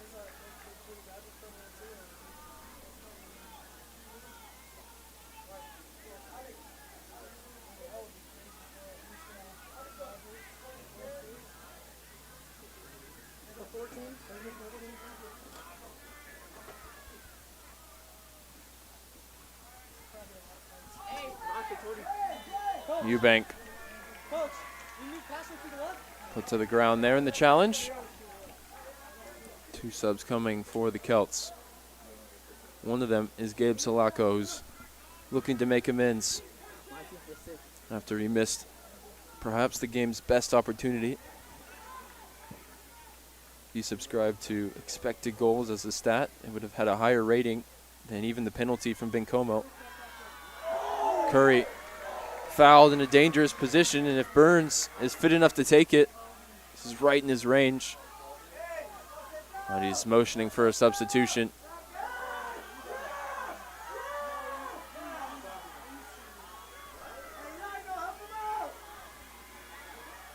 And while we were in replay, certainly something happened. And if we can roll it back and see, I missed it as well. One of the Celts is on the ground.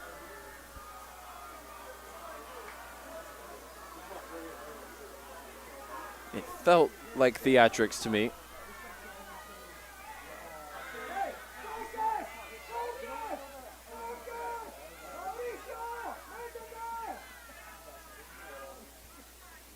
Referee opting not to do anything about it.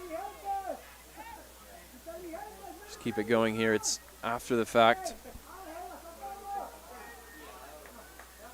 Either way, referee saw nothing wrong. And it's Jack Eubank who will line this one up. Fraser Burns too stricken to take it himself. He's waiting amongst the targets for Trinity in the penalty area. Eubank lifts it towards the back post. Adji looking to keep it in play. And the overhead clearance sends it far from goal.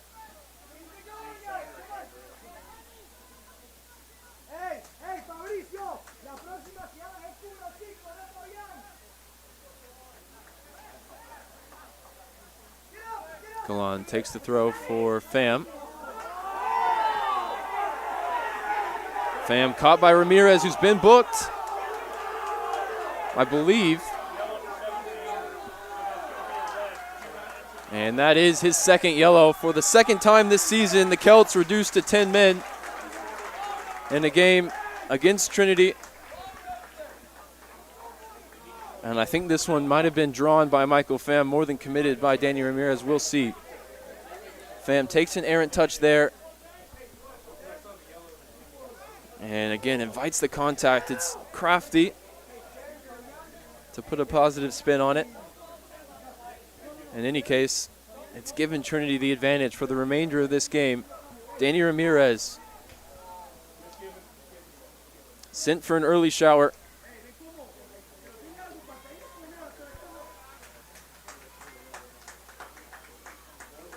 As Pham took the contact, I think he's going to be replaced by Jake Simon, who started today's game in place of the junior captain.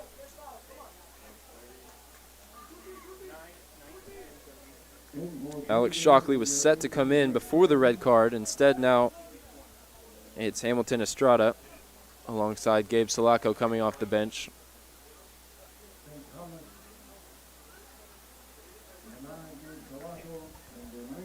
It was Felipe Marquez who saw red for a second yellow late in the second half. In Houston, back on October 3rd. It's Danny Ramirez this time. Trinity have at least 7 minutes and 47 seconds with a man advantage. Can they make it count here? Straight away, Peter Blanc. Great weight on the ball in. Headed clear. Sulaco tripped up. Referee plays advantage here, and he'll bring it back for a foul now. Neither side necessarily happy with the decision, but I think referee's got it right here.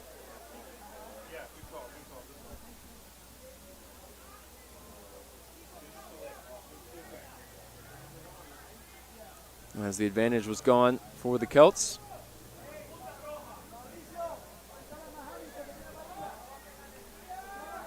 Ball in behind Jacob Galan here. He's wrong side of his man, and he shields it away well. Daniel Castro thought for a moment he might get in behind. This one forward onto the chest of Mies. Takes a bump to the head. Referee says not enough in it for a free kick. And the Celts play through the Trinity midfield. Sulaco on the ball. Past Simon. Hadji doing the defensive work. Gets back. Burns still out there for Trinity, fighting through the injury. He's to the right of Michael Mies right now. Hadji operating in midfield. Simon on the turn. Wide for Galan. Down the line for Fraser Burns. Played back to Jake Simon. Wants to skip Brady Johnson here, go all the way across for Eubank. Johnston almost invited forward here. The 10 men of St. Thomas, and he can't find a pass. Gomez in the way. Three in the attack for the Celts, as Eubank got back in time. Tired legs all over the field for both teams. Johnston maybe feeling a touch of cramp. Hadji here doing the defending. Maldonado past him, and the shot deflected off Johnson on the way through. Would have left Vidales stranded had it stayed on target.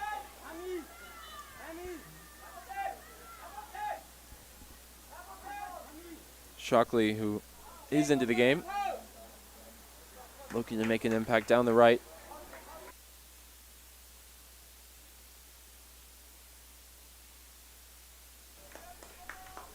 Bencomo, who has the equalizing goal tonight, is going to get a chance to swing in the corner.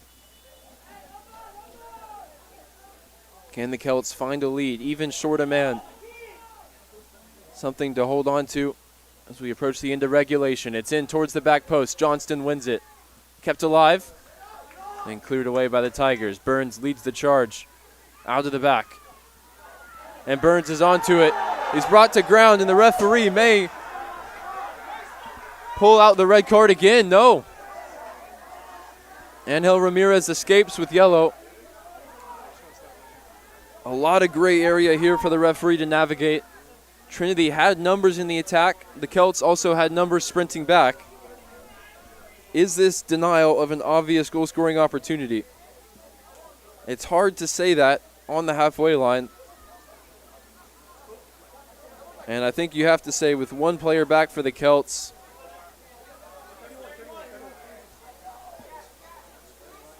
it probably shouldn't be, although the referee could have played advantage, and it would have been 4v1 for the Tigers.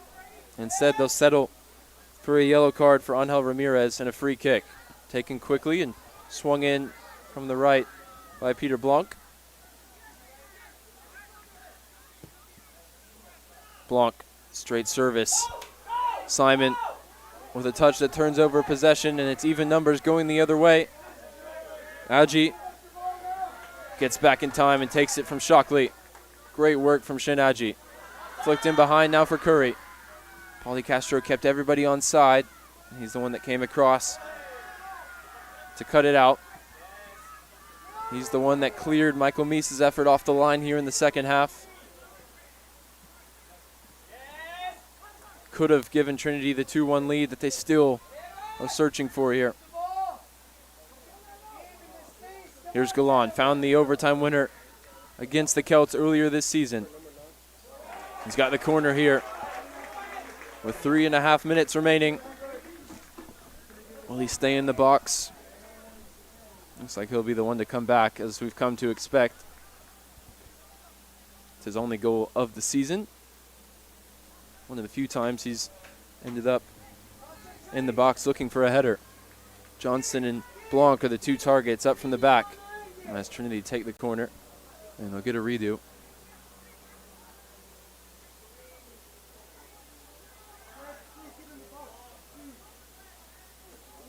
Don't think they'll mind it, as the previous service was about to be cleared away by Ramirez. Simon proving a nuisance for Lazo, as it's whipped into the near post, looking for Simon. Headed clear.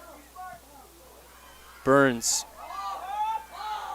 The overhead kick to put it back in. It's down the left now for Peter Blanc, who's won a throw. The Celts still possess the threat on the counterattack, as they have throughout the game, even down to 10 men now. Can Trinity avoid a second overtime fixture with the Celts, or are we destined for a golden goal to settle this one? You get the feeling that we already are in golden goal territory. With just 2 minutes left now in regulation. Here's Aji.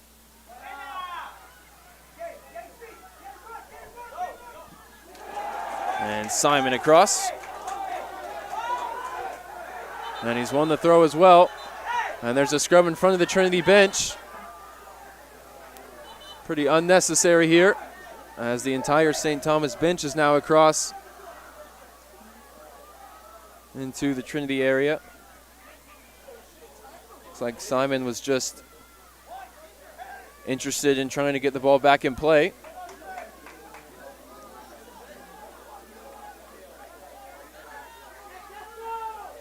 And it's still not cleared, as Coach Clare, who is in there trying to get his guys out.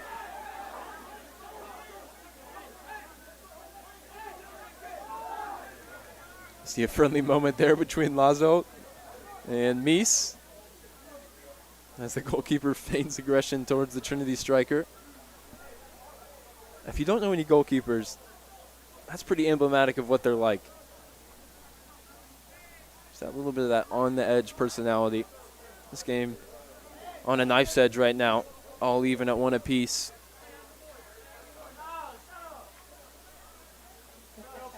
Tensions flaring up between the two teams, and a lot for the referees to sort out. We wouldn't be surprised to see them come and utilize our replay monitor. They're allowed to for disciplinary issues such as this.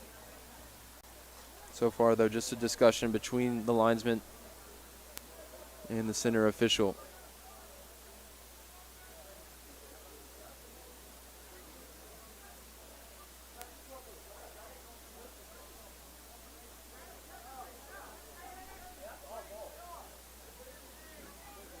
The first question is, whose ball is it? Simon was the one that made the tackle.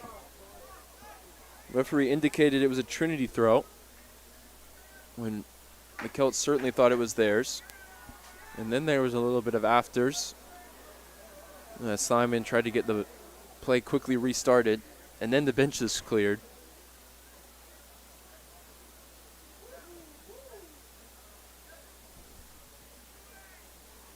And two of the senior leaders for the Celts in conversation right now with the officials. It took Coach Clarahout himself to come across and finally bring all of his players back to his own bench.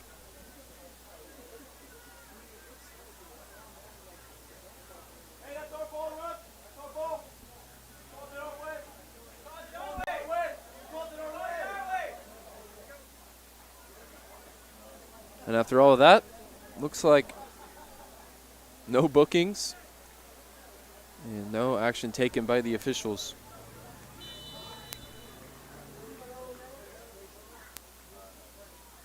Trinity, though, still searching for the winning goal. 2 minutes to go. Up a man as Daniel Ramirez saw red in the 83rd minute.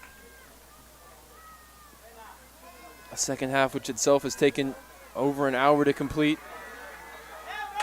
Joe Curry got the Tigers in front for Bencomo. Scored a penalty kick 4 minutes later. Are we poised for a golden goal here in regulation? It's towards Meese. Breaks for Burns at the back post. Across for Meese. And he had too much time to think about it. Ultimately heading over the bar in what would have been the record-breaking 10th straight game with a goal. But more importantly, it would have been the winning goal tonight. He'll tell you that. Told me his 2 goals for the season are to score in every game and to win every game. And he had a chance to do both here. And he had time maybe even to bring it down.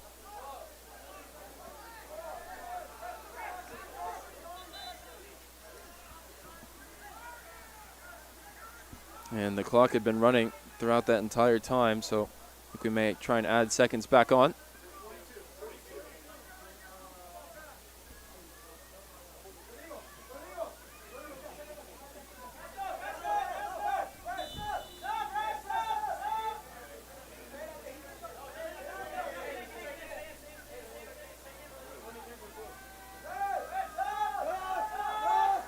St. Thomas trying to make a change. They won't be able to do so for the final 42 seconds of regulation. As Trinity have an ace in their sleeve.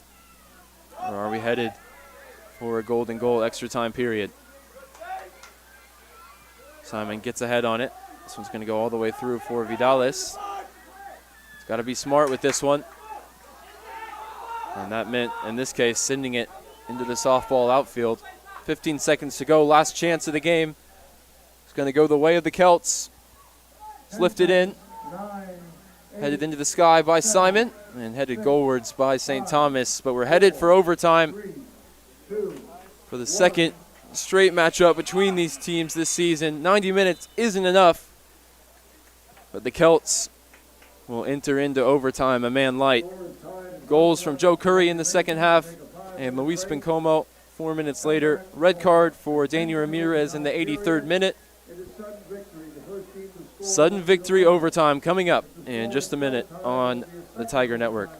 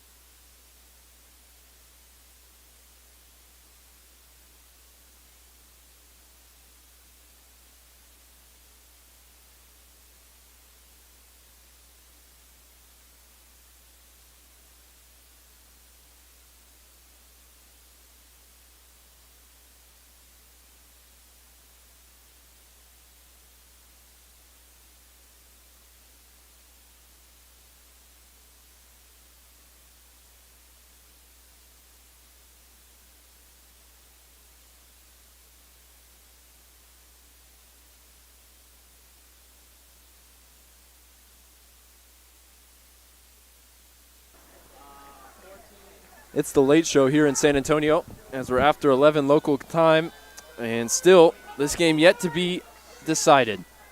The 11 men of Trinity retake the field against the 10 men of the visiting University of St. Thomas in SCAC After Dark action. We saw the sprinklers come on briefly as the field wanted the hydration break. This game's gone on so long.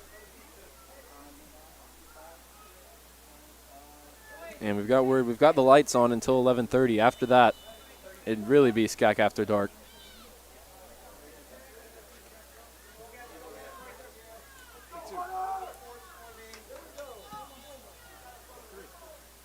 Take 3 now, coming from the kickoff. 3 seconds have ticked down. Those will be reset back to 10. The NCAA overtime rules, 2 10-minute golden goal overtime periods.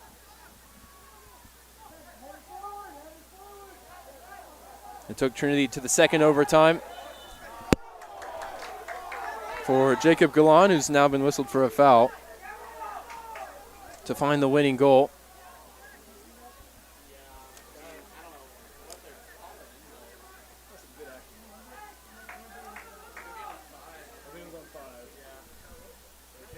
And this is a real opportunity for the Celts.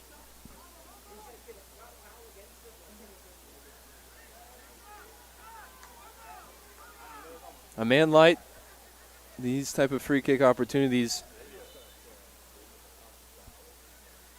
represent perhaps the best chance for the Celts to find the golden goal. Sent towards the back post, Vidales gets the punch.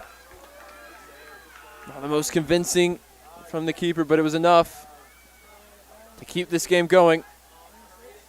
It's the Celts threatening here. The shot from distance. Cannons off a teammate. And Johnston stabs it clear.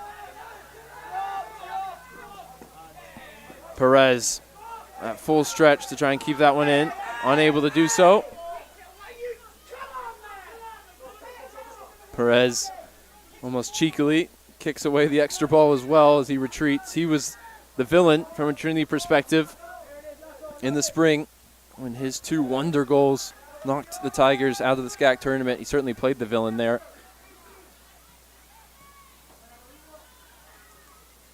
Simon, forward for Kane. Looked to go in behind for Agi. Couldn't connect. And the counter now, 3v4 for the Celts. And the referee points for a foul against Fabian Delgado. It was Galan who was there late.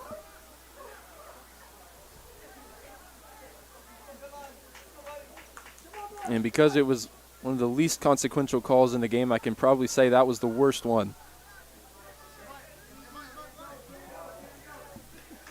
And it's given Trinity a chance now to make it consequential. Jacob Galan, he sunk the Celts already once this season. Claims for a handball. Referee says it came off the body. And towards the back post, Mies helps it on towards Agi. And Lazo comes up with the save. This game with a little bit of everything. The Celts have played 5 overtime games this season. They've all been either settled in the second overtime or gone down as a draw. Nothing in terms of a golden goal in the first 10 minutes. They've had plenty of action to indicate that may be coming. Still just under 7 minutes to play in the first overtime. It's down the right wing with Shen Agi. Johnston's in to make up the numbers in the penalty area. It's a cross for Hunter Kane. Shapes to shoot! And with expectation, the Trinity crowd up to their feet, the Trinity bench perhaps expecting Kane to hit the back of the net from this type of range. We've seen it multiple times before already in his young Tiger career. But that time, perhaps the most crucial time, he's lined up to shoot in Trinity colors. Couldn't keep it down.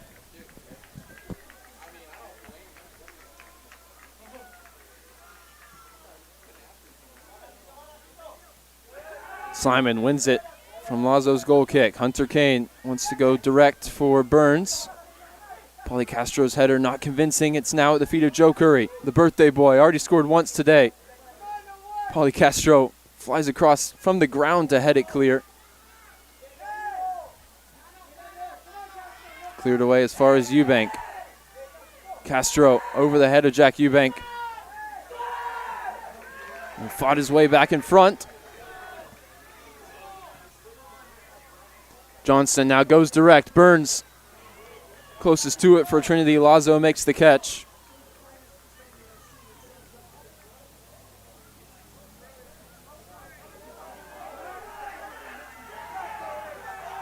Lazo going over his allotted 6 seconds with the ball here. His glove was adjusted by Pauly Castro. St. Thomas assistant coaches mentioning to me before overtime when the sprinklers went on that they'll take a draw from this one. Nobody's taken a point from Trinity this season, largely because of Michael Meese, who's in pursuit here. Meese, though, had his chance in the dying moments of regulation. A header over the bar. Will he get an opportunity to make amends and settle this game?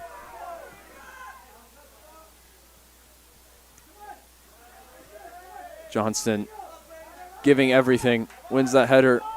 Well, it came off his face. Gomez with the last touch out of play. Trinity throw coming.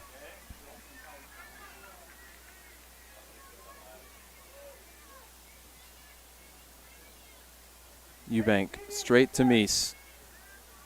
Uses his strength to get past two. Michael Meese now free at the top of the box.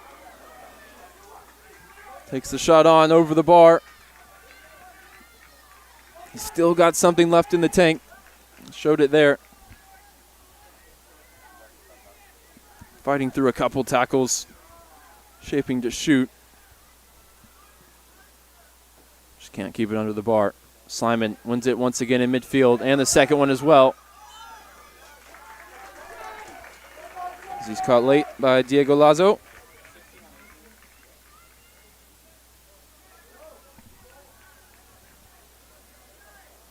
To be a relative of the goalkeeper, both out of Katy, Texas, Seven Lakes High School.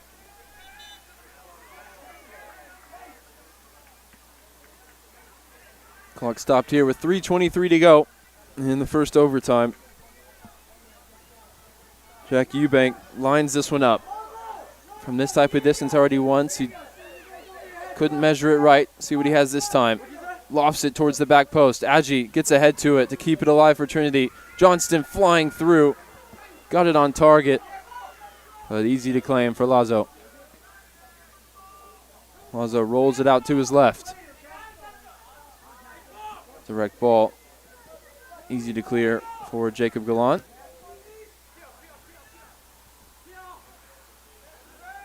Burns calling for it down the Trinity right. Blanc shapes the ball across to the Trinity left. He was caught late, and he stayed down here as Kane tracks down the loose ball.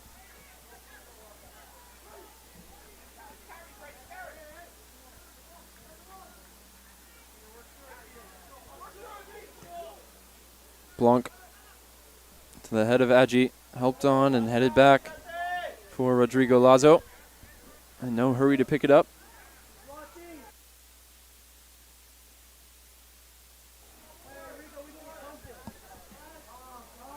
Launched wide for Jair Perez. Loose touch presents possession back to the Tigers. Burns looking for Curry. Eventually it does break for the sophomore. He's got the Trinity goal today. Couldn't find the pass forward for Agee. Found the 5th goal for Trinity against St. Thomas here at home last season.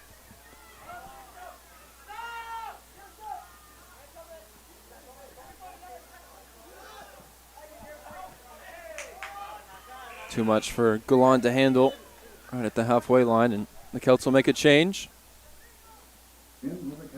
Delgado replaced by Nunn. Nunn will lead the line here. Salako on the bench. He's the goal leader for the Celts. And Nunn draws the foul from Peter Blanc. approaching a minute to go here in the first overtime.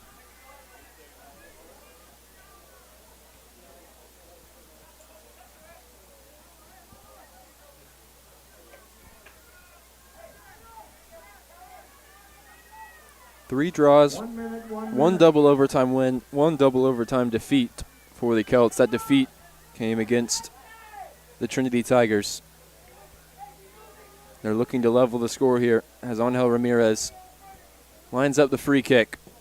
Long ways from goal. It's sent arching towards the back post and goes all the way through. Jair Perez, actually. So I've frequently gotten 38 and 36 mixed up on the Celts back line.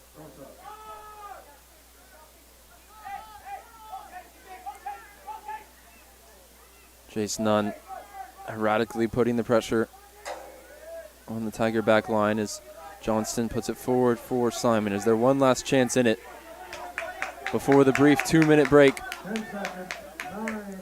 Final seconds ticking down. Galan on the charge down the right. Jacob Galan puts it across, looking for a teammate. He won't find one. And the whistle goes, the buzzer rather, with the score still tied at 1. We'll take a golden goal in the final 10 minutes to decide this game. Otherwise, the Celts will lead with a hard-fought point. And we'll see in just a couple moments on the Tiger Network.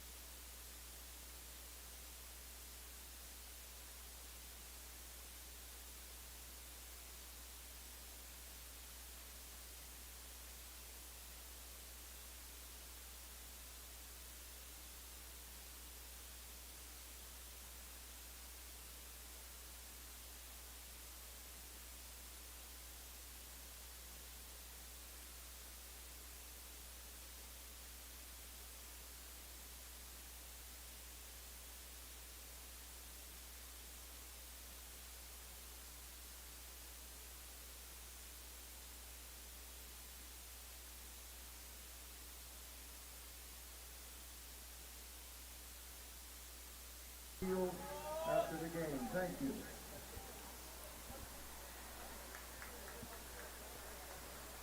We're all set here for the second overtime period. We're 10 minutes away from a final result. As for the first time really in SCAC play this season, Trinity being pushed to their very limit. Can they come up with a goal? The 11 to try and do so. Adji and Meese to lead the line. Kane on the left. Jones on the right. Simon and Curry in midfield. Velos back into the game as the right back. Galan and Johnston at the heart of the defense. Eubank at left back.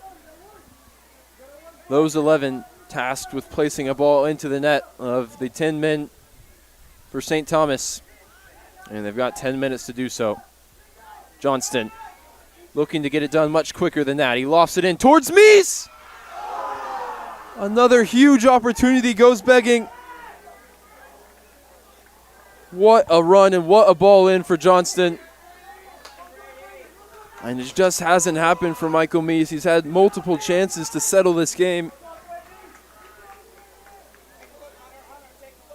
But so far, he's been unable to do so. Look at this service off the weaker left foot of Brady Johnston.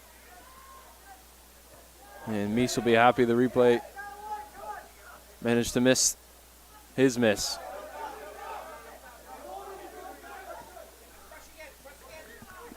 The Celts now feeling like they got away with one, have a second lease on life here in the second overtime. Gomez spins Kane. Bencomo forward here is the right back. He's past Johnston, who's cramped up. Velos chasing all the way into midfield.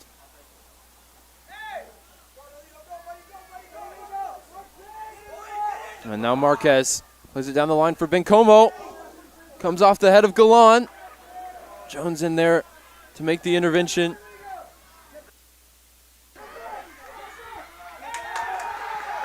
And the counterattack cut out. The ball through looking for Meese. He's giving his every last ounce of energy. It's the Celts not looking a man light here. They're the one leading the charge. Even 8 minutes from what would be a huge result for them. And an away draw at the number 2 team in the country.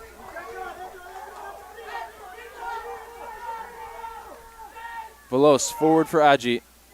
Agee takes a bump from Pauly Castro, and it's the Celts captain who comes away with the ball. Vidalis out from goal, sends it high into the night sky. Simon forward for Agee. He's able to turn. Agee now past Gomez, takes it on from way downtown.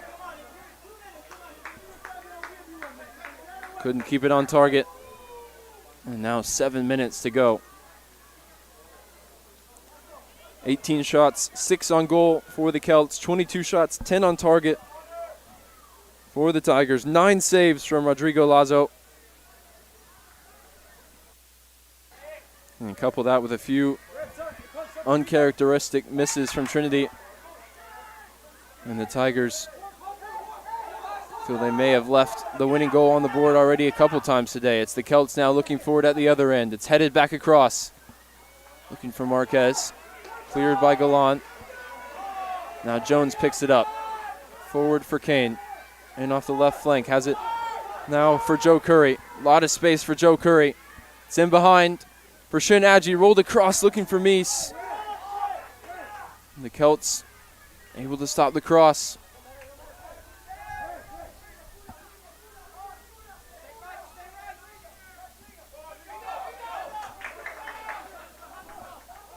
Eubank under hits the pass. It's intercepted by Bencomo. He's gone over 100 minutes in this game, Jack Eubank. So the other two to his right, Johnston and Galan.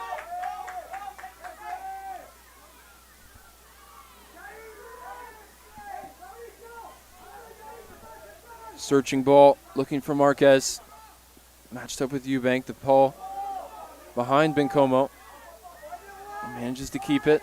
He's got it now. Scored a long-distance winner against Trinity already once in his St. Thomas career. He's got eyes on another here as he takes the shot on. Well wide of goal. He's got his goal already today. He won't get his name in headlights on that occasion. Into the Celts number 12, Daniel Castro.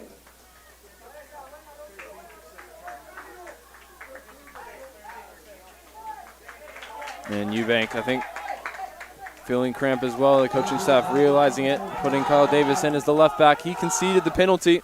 That got the Celts back into the game. Got them 5 minutes away from an away draw against the Trinity Tigers, who have other ideas. Curry fighting to keep it in play, unable to do so. Goal kick coming.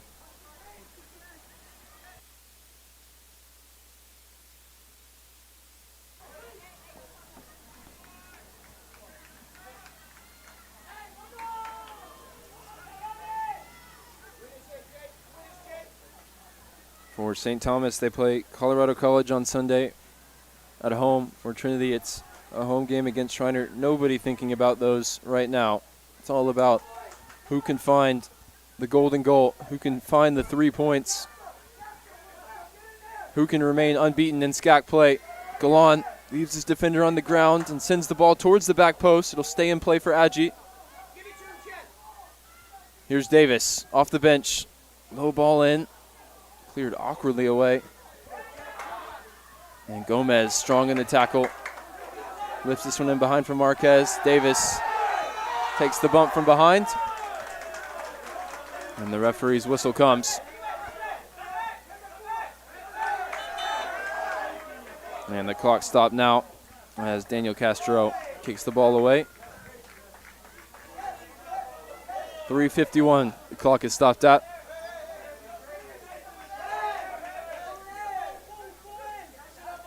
Both teams have created the opportunities to win this game.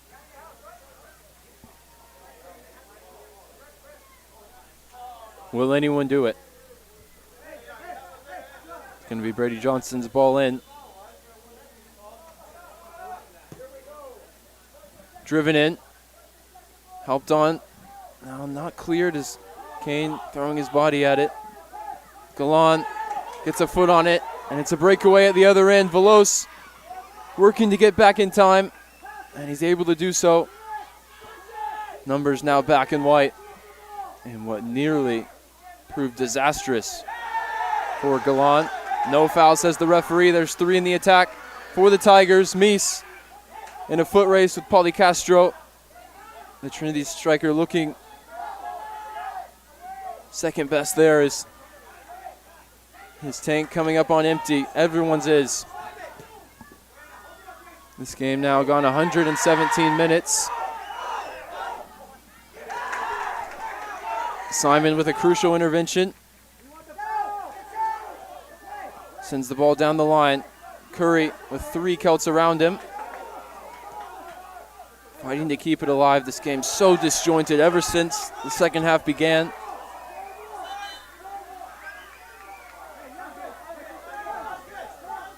Injuries, yellow cards, goals, controversy, chaos. Chaos, perhaps, the most fitting for what's taken place here since the second half began. Space ahead of Connor Jones. 2 minutes, 20 seconds for Trinity to find a winning goal. Mies waits in the penalty area. Kane just outside it. Hunter Kane now on the charge, into the box, goes to ground. Trinity crowd appealing for the penalty, not given. Johnston launches one in. Mies helps it on. Jones is in the penalty area. Jones, I think, caught in the face. And the clock will be stopped so that the senior winger can get attention. A minute 50 to go.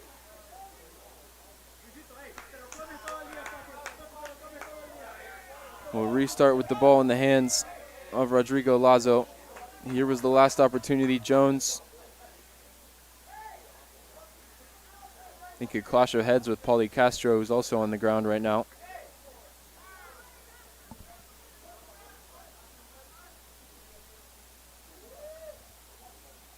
Johnston on one knee right now, just trying to catch a moment, catch his breath. He's given everything at every minute tonight. Must have thought he put the ball in for the winning goal here in the second overtime. Not to be.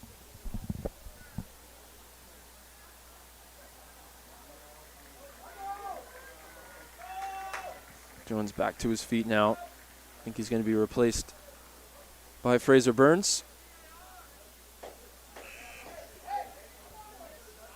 And we'll go back out onto the right wing where he started this season.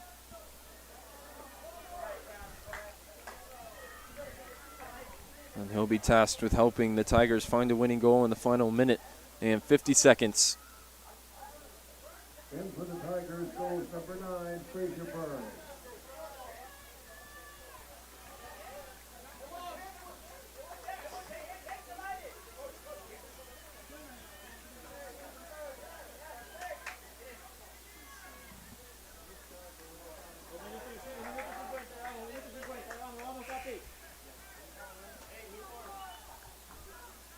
Policastro waved back on. Burns on in place of Jones.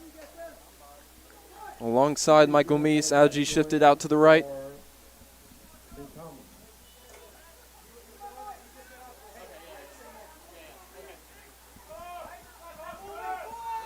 Lazo's punt screams through the night sky. Settled by Veloz, who's just quick enough to avoid being caught in possession. Kane flicks it on. And the subsequent clearance cannons off his shoulder. And out for a throw.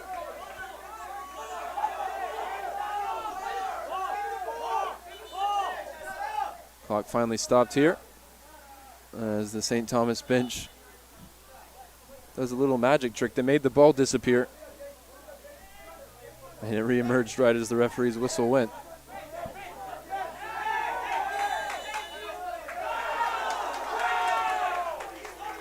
Simon fouled by Jace Nunn as we approach a minute to play. Can Trinity keep their perfect record going? They're running out of time to do so. 1 minute, 1 minute.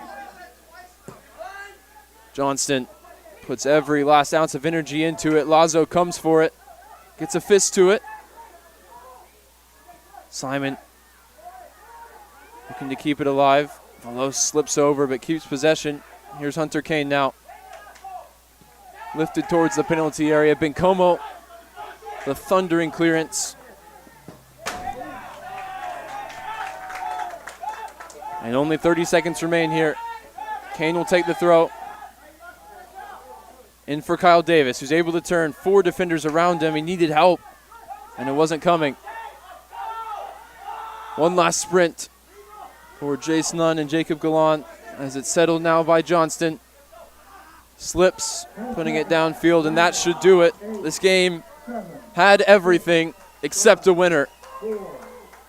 Trinity held it home by the 10 men of the University of St. Thomas. Goals from Joe Curry and Luis Bencomo in the second half. The Tigers stay unbeaten, but they're held to a draw here at home. Your final totals: 23 shots, 10 on target for Trinity, 19 shots, 6 on goal for the Celts, 18 fouls to 11 for the visitors, 6 corners to 3 in favor of the home team. We'll try and track down Joe Curry, who grabbed a goal here on his 20th birthday, but it wasn't in a winning effort for the first time in his Tiger career. Alumni Weekend opens up with a win for Trinity Women's Soccer and a draw for the number 2 ranked Trinity men. Try and track down Joe Curry for you in just a moment. My name is Ryan Figger. It's been a long night, and if you're still with us now at 11:30 local time, we appreciate you spending it right here on the Tiger Network. Don't go anywhere. We'll be right back.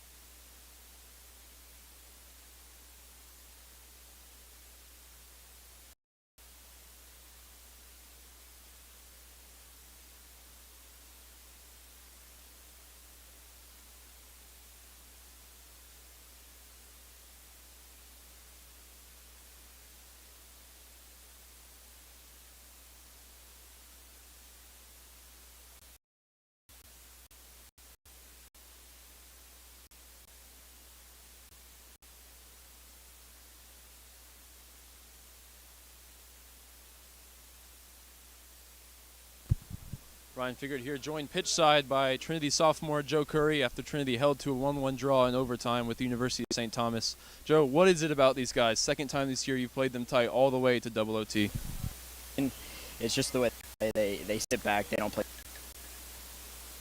They waste. It's hard to play against those teams. I mean, give them credit for what they do. They're good at what they do, but like when it comes to games like this, it's just hard. It's hard to deal with teams that don't play soccer and just playing for a tie.